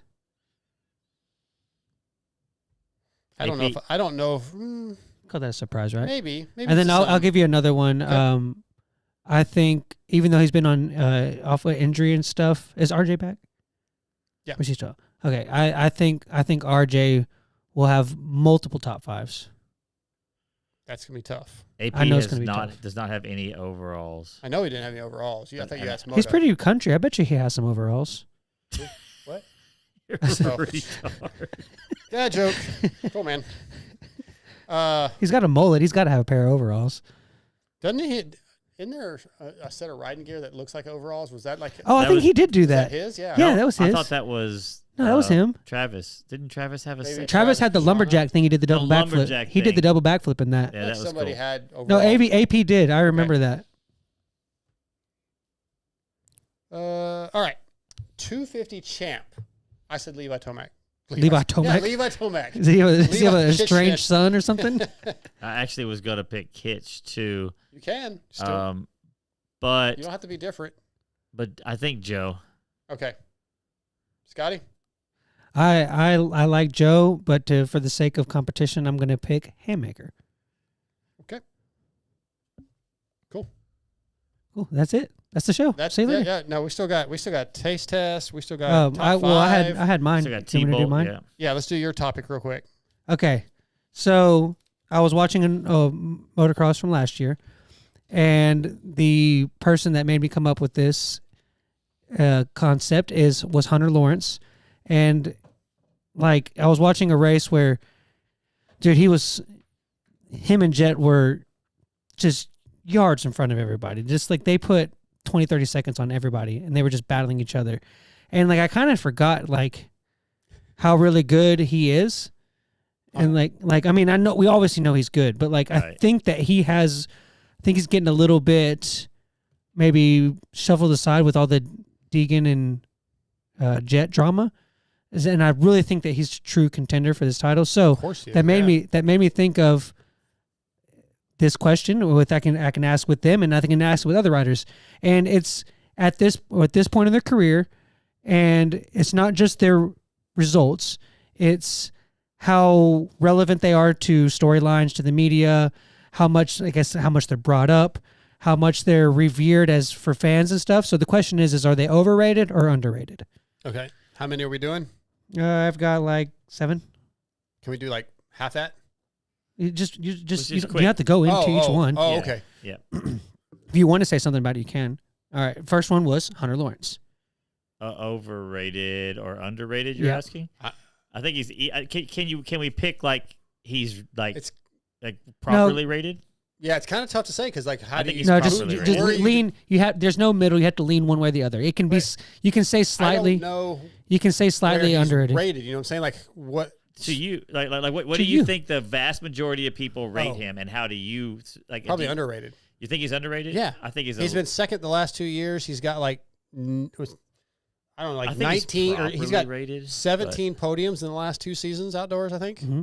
Like yeah, he's underrated. He's a championship contender. You could see where some people would say that like because he hasn't had a championship and stuff like that, where like some people would say he might be overrated. I think he's properly rated, so I don't know. Yeah, that's why it's but okay. Yeah, go ahead. What about you? Yeah, next one, Chase Sexton. This season? Well, again, up to this point in his career. Up to this point in his career, he may actually be. I think properly, but if you had to pick one, he may actually be overrated a little bit, just because of the mindset, because of the mental strength. Maybe takes away from him a little bit. Okay, I'll go overrated. Okay, but if he comes out and does what I hope he does on the Kawasaki, then did you put him down for as a winner? No, he said he has 0 wins. I said he won't get it overall. Yeah, I didn't put him on there. Yeah. Okay, Justin Barsha. Completely underrated. Yeah, I guess I'll go. Because all these, I'm like, yeah, he's about where I think he should be. Yeah. Okay, but I'll say. Oh yeah, I mean, that's fine. You can just make my idea trash. I'm thinking. I'm going to say underrated right now. Underrated. Yeah, I think he'll be better than people expect. So absolutely. Yeah. We had him on the show tonight. AP. I think with the crowd that we're in now, people may have higher hopes for him than what he could do, but it's just because of the competition. That's why I thought he was a good one. I don't think people have a lot of expectations for him. I'm They talking just about his like him? fans. Like so many fans love him. So Yeah, but I don't even know if his fans are like, oh, I think he could go win against Jet and against Hayden. I don't know that people really believe that. Do you think he can? Not consistently. Yeah. I hope he proves me wrong. I think he would be maybe a little bit overrated for the amount of fans he has versus his talent. Mm-hmm. No, not talent, but his skills or however you want to word it. But he deserves those fans because of his whole package, kind of like Mookie is, kind of like a lot of other riders are. So I'm gonna say I can't say he's properly rated. I think I can't pick on him. Justin Cooper. Under.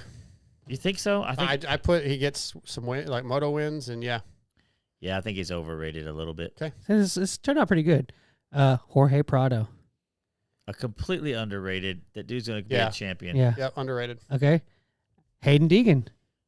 I think going into 450s. I think unfortunately you'd have to say over because you don't know what he's going to do. Right. I'll say over because God the bless that Deegan kid can fans ride. think he's going to just go like 24-0, 22-0, yeah. He might. That's the thing. But then there's other people that are more realistic. That's why this is kind of a tough one because I wish we had a baseline of this is where they're rated. Do you think that's accurate? Yeah, But we don't have that. So. Yeah, it's still fun. Yeah. All right. Last one. RJ Hampshire. Under. I guess I think I'm with you on this one. I don't know what everybody thinks he is, so I would have to say maybe. To see where some people might think that he's a little bit overrated because he's been there so long and but I just now got to 450s and all that. I would say I would say maybe over, but yeah, that's pretty good. No, that's pretty. I just thought it was an interesting little idea to do. All right, let's see here. T-Bolt USA top 5. TJ, that's you. Sometimes you just want to cut loose with your buddies and shred your Yamaha TTR 110, CRF 110, or CRF 50. Maybe you have a Kawasaki 110 or 140, even the vintage Honda Z50 and CT70. Regardless of what pit bike you may have, T-Bolt USA warehouse has you covered with pit bike parts and accessories. You can find BBR and Pro Taper handlebar kits, D&M shocks, and even full bikes from YCF, Pitster Pro, and Piranha. T-Bolt USA is fully stocked to meet your needs. Visit T-Bolt USA, order your parts, go bang some bars with your buddies. Perfect. Oh, yeah. What's up, Vince Pell and T-Bolt USA is one of our big supporters. I was messaging him the other day. I think he's starting to carry like e-bike parts too. Oh, nice. Okay, so the top 5 this week was your idea this time, TJ. Oh, yeah, that's right. I don't even remember which one we decided on. Top 5 actors. Did you actors? not? Okay. Yep. He doesn't pay attention to the text. He hates us. Yep. All right. Okay, so you decided top 5 actors. I'll go first. Okay. If you want. We'll knock these out. Do you want to say the actor in like a couple movies you like of theirs or just the names? Doesn't matter. Cool. Leonardo DiCaprio. He's a good actor. You're Wolf right. of Wall Street, Once Upon a Time in Hollywood, What's Eating Gilbert Grape. Woody Harrelson, Natural Born Killers, True Detective. True Detective was so good. Yeah, I it was watch that again. the first season. First it's one, so yep. good. Matthew McConaughey, same thing. True Detective, Dazed and I've left him out. Confused, I've even read his book. A Time to Kill. Harrison Ford. Yeah, good actor. Great actor. Star Wars, Indiana Jones, Blade Runner, Everything but the Fugitive. Star Wars. Steve Carell, The Office, 40-Year-Old Virgin, and the new show that's on TV on HBO, Rooster. Amber and I are loving that. I love Steve Carell as a comedic actor. And my number one, huh? Can I bring up one with him? Doesn't he always play the same character? Who? Maybe. That's I why don't know. I can't have It's his ability to how would you call it when you just like whose line is it anyway? What do you call it? Improv. It's so good. I guess. So I really like him. He makes me laugh. And then my number one's Brad Pitt. Again, Once Upon a Time in Hollywood, Glorious Bastards, Snatch, Moneyball, Fight Club, 12 better Monkeys. Name Fight Club. You better name Fight Club if you know. So yeah, that's my list. Can I give an honorable mention? Yes, absolutely. William H. Macy, Shameless and Fargo. Oh yeah, fantastic. Yep. It was really difficult. Yeah. Jurassic Park 3. Like had Paul Me Newman. too. You're naming a lot of people that people are popping in my head now that I like as actors. This actually was harder than I thought because I don't watch movies that much. Mm-hmm. There could be a TV actor. But I'm just saying I don't watch a lot of that stuff, Oh. so I don't think about it. But then when I start reading the list out, maybe I watch more than I thought I have in the past. Yeah. You got yours? Yeah. Okay, go ahead. All right. I've got Morgan Freeman. Yep. Can't go wrong. He was on my sidebar here. And I've got Leo. I love most of the movies, my favorite movies he's in. Yeah. Matt Damon, especially in the 90s, he just was banging out movies. Wow, that's a good call too. Wow, this is so short compared to Christopher Waltz. He was the German in Inglourious Bastards, and he was also that guy's good. He's he's in other stuff too. Yeah, he's been in a couple of Tarantino movies. Yeah. All right, and then the last one, even though outside of his movies, not the biggest fan, but in his movies, Tom Hanks. Okay. Yeah, he's done a lot of good stuff. God, it's a good actor too. This Yeah. list, Like Castaway. I bet Castaway's so good. Yeah. After hearing that, I bet if I really sat down and did it, I'd have 30 people on my list. But my list that I did was Ryan Reynolds. But it's mainly because of waiting and that type. But he's just funny. It doesn't mean he's a good actor. He is good. He's like, he plays that part very well. But then, and this is where it got really hard for me to put him in order. Gene Wilder. I just love Gene Wilder. He's like very versatile actor if you watch a lot of his movies. And then of course, Richard Pryor is, I think, above him. They were a great duo. They were, but even when they weren't they were really Willy good. Wonka. And then Will Smith, is that's a good number one. 2. I just can't he's just such good movies. Like just like I Am Legend. I So Am Legend, good. and even with the Pursuit one of with Happiness. Aliens, and then Pursuit of Happiness, and then what was the one where he lost the weight or something like that, like 5 pounds or something like that. Anyway, it was pretty. Oh, 7 pounds. 7 pounds, maybe. That one was good. wild. And then my number 1 would have to be Robin Williams. Oh, it's a good one. I mean, he just was amazing. And I do have an honorable mention. Sure. But my honorable mention is like pushing the limits. It's the cast of Monty Python. Okay. Like so, one of mine. I was thinking about this while I was making the list. One of mine, Matthew McConaughey, was also in because you had mentioned the worst movies, which we had done before. You forgot, but the worst movie of all time to me is The Dark Tower, and he was in that movie. Oh, that's true. Yeah. That's true. That's right. We did. Now that you said Dark Tower, that maybe you remind me. I said that in the text. That's what it reminded me. You've been inside. You've been to TJ's house, right? I did like in the kitchen or something. He just doesn't right like inside. me. For those that don't know, TJ was allowed to decorate one thing in his house, and it's the 2 coconuts and the Viking helmet from Not Monty the Viking Python. helmet. Or whatever. It's King Arthur's crown Crown, from the Search for the Holy Grail. Okay. Oh, nice. I have that sitting on like a foam mannequin head, Yeah. and then the 2 coconuts so they can bang them together. And I put them on, and then I get on my Segway and I ride around clicking them together. Like I literally do that. Because every time we'll go to your house and watch, I'm just like, this is the most random fucking thing I've ever seen in a It's house. not that I'm not allowed to. I wanted that. That was the one thing? The crocodile thing is mine. Oh, I didn't see All those that. creepy dolls are my wife's. Yeah, those dolls are Dude, they're creepy. dude, She my got like wife. those real tight. They're like old school. They're like scary looking. Her grandmother used to do the handmade porcelain dolls. Yeah. And they're like really expensive. Pretty sure one of their I don't heads think moved they're one worth time when I anything was over anymore, there. though. I was listening to a podcast where a lady has a bunch of those, and she was like, "Oh, we can get." She it's like a legit husband and wife podcast. She's like, "I think we could really make a lot of money," and she ended up getting nothing. No. When I say like they were like they're. I'm not saying they're worth millions of dollars. yeah. I'm saying like they were like the real fancy, expensive Right. one, but they have more sentimental Yeah. value to her. And Those things are creepy. but she has them, and they sit there and stare at you. Yeah. And I'm like, you got to get rid of these dolls. They freak me out. It makes me not even want to be in the house. Yeah, but whatever. All right, ETS pick one. ETS Racing Fuel. That's you, Scotty, I believe. Get the page real quick. No worries. Yep, don't be ready. Yeah, I didn't realize we were there yet. I apologize. And you got these things all checked They out. were in order when I gave them to you. Nope, and then I messed them up. Do you want me to read it? I got it. I got it. ETS Racing Fuels was forged from the heat of competition nearly 30 years ago, developing purpose-engineered fuel for high-profile teams and highly competitive series. We have been the power behind many podium wins ever since. Teams using ETS Racing Fuels have won more than 50 national and world champion titles, and we continue to forge new alliances and partnerships across motorsport. Visit etsracingfuels.com. Fill your ride today. All right. This is not necessarily pick one. It sort of is. I've set up Chase to come out and shoot photos and video for my regional, right?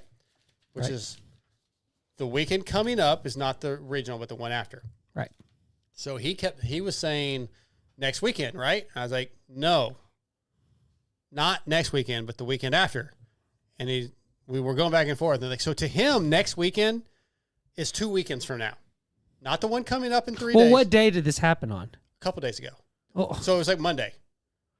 this like the that Monday would we be just this- had. So, okay, let's say it happened Monday. I think it was Tuesday, but it doesn't matter. Okay. Let's say it happened Monday. Okay, What weekend is next on the calendar?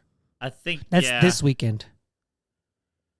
No, it's next weekend. So it's you're next. You're Monday. You're on Monday. This, Yep. we're having a conversation on Monday. You look at a calendar. Look at your calendar. What weekend is next on the calendar? I'm with Chase. I'm on. It's Monday. We're having a It's only conversation. this weekend if you're in the weekend. No. This weekend. No, if someone calls me on Monday, say, Yeah. "Hey, what are you doing this weekend?" Okay. If he says, "What are you doing next All right. weekend?" I'm assuming he thinks the week after that. I'll give you that. If you said this weekend, yes. But if you say next weekend, it's not 2 weekends from now. That's not next. No, it's It's no, like it you is. with your best friends. You can't. No. Hey, TJ, you're my best friend. Scotty, you're my best friend. One of Can't you's not have my two, best friend, yeah. man. It's a lie. Well, first of all, It just is use. not next. Just Okay, give him it a says date. Here, I looked it up. Yep.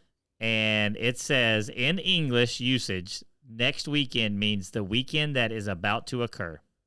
Because it's next. Duh. It's next. I think I'm with you. Like now I think here's where Hey, the only This gray is show, area. hang on. What is this? 398? So This Hold is on, stop. this is show 398. What show is next? The 397. 399 or 400? No, no. bro, Here's my only thing is, I think when you get to like Thursday or Friday, maybe that there could be a gray area because there would I'll give you Friday. maybe okay. Thursday. Because Fridays kind of starts the weekend. But I think Oh. Thursday, I look at maybe by Thursday. I'm saying the gray area, Okay. I could see the miss. So if All you're right. I'll you're give you that. So what day was it? I get that you're technically It was right, Monday or but I Tuesday. can see where that's confusing. So say you're leaving, you're at work Friday, and you're leaving, and you're, hey, everybody, have a good weekend. Uh-huh. And they say, "What are you doing this weekend?" They're talking about, Yeah, because the weekend just started. It's Friday. It's this weekend. Yeah. So okay, what about if they said that's that on Wednesday? What are you doing This this weekend? weekend. I already agreed that if you say this, it works, but next does not mean 2 weekends from now. Ever. Okay. It is not it next. would on Friday. Yeah, but Friday. Friday technically starts the weekend. I can't this. Thursday. I can't this Even weekend. I'll Thursday. do it next. Even Thursday counts next weekend. So someone No, asked. I- me, You're right. You're yeah. right. Yeah. So somebody asked me on Wednesday, "Hey, what are you doing? We need to do something. What are you doing this weekend?" "Oh, I can't this weekend, but I can do it next weekend." Yeah. the with next. I can do it. No, I can would do it say next the weekend. next. No, I can say 'Cause next it is weekend. the next after I can't this weekend, but I can do it next weekend. But yeah, I wouldn't say the. Hold on. But, Friday, hold on. Can I? next Friday, Friday after next. Hold on. Here's those are good movies, all of them. But here's what I'm thinking.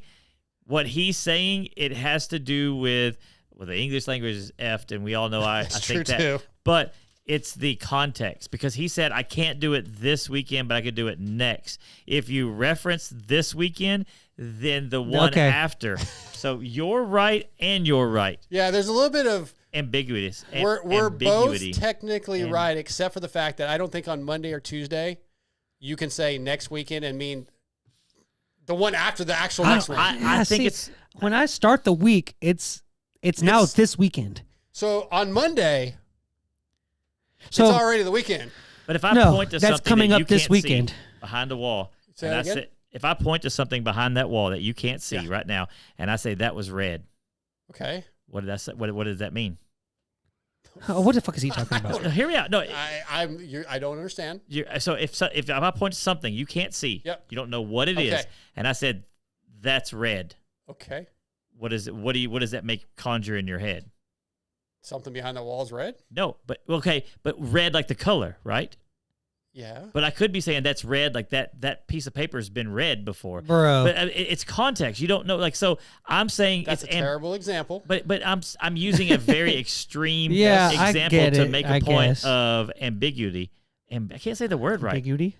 Ambiguity. Something that's ambiguous. MotoXPodShow@gmail.com. I want to know your thoughts. So Yes. just to kind can of you say next weekend when there's actually a weekend in between that time period? I don't know. the It way doesn't I agree with you. I think you're right. I can see where the confusion happened. Well, just to cap it off, I will say that like on Sunday, if it's still in this weekend, I'm saying next weekend. Soon as Monday starts, that new week starts. So now it's this weekend. And if you think say it is. next weekend to me on Monday, I'm thinking the weekend after the one that's upcoming. That's why when people say, "Hey, what are you doing next weekend?" I'm like, the one we're about to have, or that next weekend. If somebody asked me if you asked me this last Monday what I'm doing next weekend, I'd be like, probably nothing because I'm. So on if call. I say to you right now, "What are you doing next weekend?" You're thinking Friday, Saturday, Sunday. It's Wednesday. If I say, "Hey, what are you doing next weekend?" You're looking now we're on Wednesday. Yeah. So maybe Wednesday's the line. Yeah. But Tuesday would be the same. If Not yesterday, for me, it's not. No. Yeah, not for me. On Tuesday, if I say, "What are you doing next weekend?" You're thinking. I think You're thinking. I don't know. Like if you the ask end me of this that, week. if you ask me, somebody just randomly asked me that today. What are you doing next weekend? I'd probably be like, do you mean this coming weekend or the weekend? Exactly. It's ambiguous. Because they would said this weekend. They would have said this weekend. Hey, what are you doing this weekend? Stupid. No, I don't know, man. I think we uncovered there's something. All right, what's there. the next segment? Grill your ass off, bring the heat, and then we're going to do our taste test. If you're looking to grill a savor steak, bake a delicious chicken breast, make the perfect roasted potatoes, or even fry bacon for breakfast, Grill Your Ass Off has a seasoning to elevate the experience. Jason Murph is a military vet and motocross enthusiast, and his line of seasonings and sauces simply cannot be beat. Visit grillyourassoff.com. Use promo code DarksideMX3 to save 20%. We've got a couple cans of Grill Your Ass Off. I think we got Infidel and Here, hold Cannibal. them up. Hold them up. Okay, to my camera? Yep. Yep. Infidel and Cannibal. These just came in. Closer. Huh? Hold them closer. Together? No, to me. There you go. You can kind of see them. He's demanding.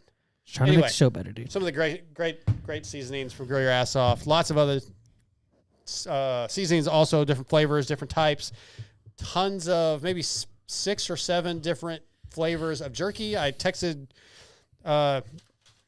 Jason during the week and I was like, hey man, I'm kind of on this diet thing where I'm not like eating a lot of the normal things I eat for snacks.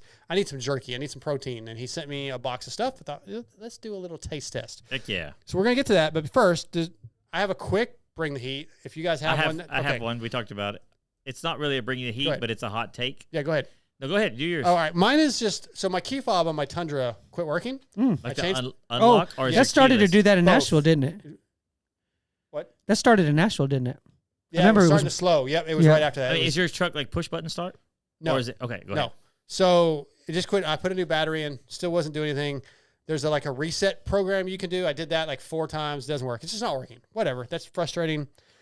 But every time I walk outside to get my truck, I go to put my key in the passenger side because it's closest to the door. No lock on the passenger side. It's really annoying. That's Why really is there only one lock on? Why would they do that? Yeah. I mean, it probably That's saves weird. like 75 cents per truck or something. No, you're right. But that's annoying. That's it. That's all I got. Yeah. Short and the sweet. Old cars used to have them. Yeah. And the trunk would And even on the have back one. door. Yeah, back door. The back door would have them too? Yeah, back Yeah, doors it's in just old cars. really annoying. Every time I do this thing, you've probably seen me do it a million times. I go, and I gotta walk around the truck. Constantly do that. It's Like- whatever. It's not that big of a deal, but it's stupid. Anyways. What's yours? So mine is more of a hot take, but it dawned on me when I was listening to a car podcast. It's the This Part. Anyways, and I believe that an electric bike would suit 90% of the like amateur weekend warrior riding population. Okay. I think. What do you think? Because you spent quite a lot of time on my bike. And what I told you was, I think that if I'm going to go ride moto, I still want a motorbike, and it doesn't. Unfortunately, it doesn't have the range technology there for this yet. But riding it in the woods with you, especially with the comms where it's quiet and we can just talk, like that is one of the funnest experiences I've had riding a dirt bike. It's super easy. You're not banging clutches. You're not having to do gears and clutch and all that. It's just so simple. You just ride and you're not thinking about the bike. You're just riding and having fun. And I think I would go as far as saying 90% of the weekend warrior vet riders, an electric bike is honestly the best bike for them, moto or whatever. Now I'm not talking about like a built bike like mine. I'm talking about something like a Stark that has the range, that has more, whatever. But I genuinely have come to the conclusion that most people would be better off on an electric bike. Okay. You got one? Mm, Don't think about it. If you don't, you don't. I don't. Okay, cool. Let's do our taste test. You ready? This is a blind, technically, taste test. So we're going to start with number 1. Take a piece. Everybody get yourself a piece. If you're listening to this, you might as well skip forward about 15 minutes because it's probably not much to listen to. We're right? eating meat. I know Peppercorn? what flavor that is. Peppercorn. That's got to be gunpowder. It's actually not named after like the seasonings. A couple of them are, but Very really good. that's good? definitely I peppercorn. Like that a lot. you guys like that one? Yeah, All right, are we rating them? that is cowboy. Yeah, we can. I didn't think about doing that, but that is what no- cowboy pepper. Yeah. It's number 1. That was number 1. Let's do a 1 to 5. Okay, I like All right, that. 1 to 5. I'm going to give Wow. that. No, 1 is the best. I was thinking 1's the worst. Where's the worst? Yeah, 5 is the best. 5's the Okay. best. Yep. Wait, what? Wow, that is so good. How would you say that? Like 1's not because that's like normally how you rate. it. Oh, 1. Oh, I thought you were saying like 1 to like 5? top 5. All right, you like that really one? good. All right. Here's the second one.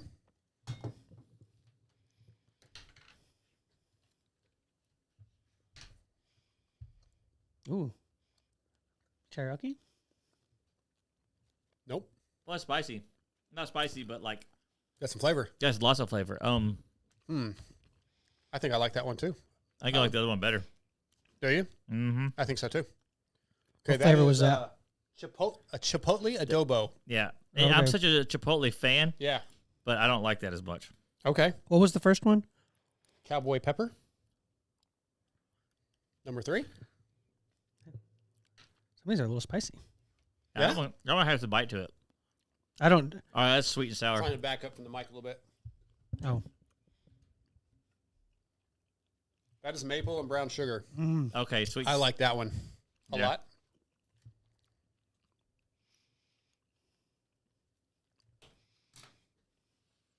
Where am I going? Duh. Okay. Number 4. We got 2 more, guys. 2 more flavors.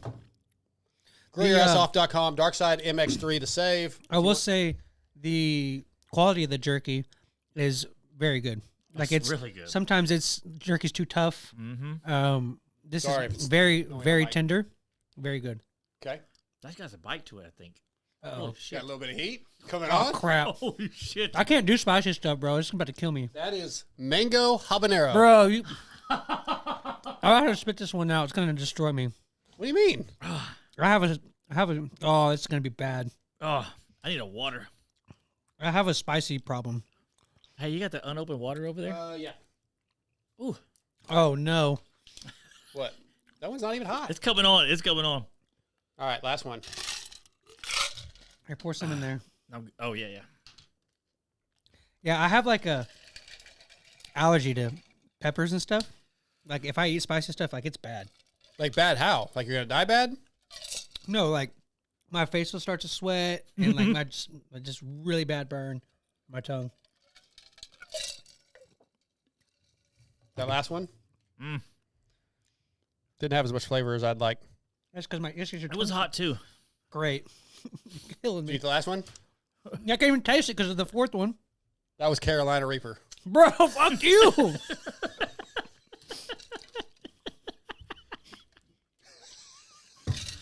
A piece of it stuck in my tooth and mouth fucking burned it.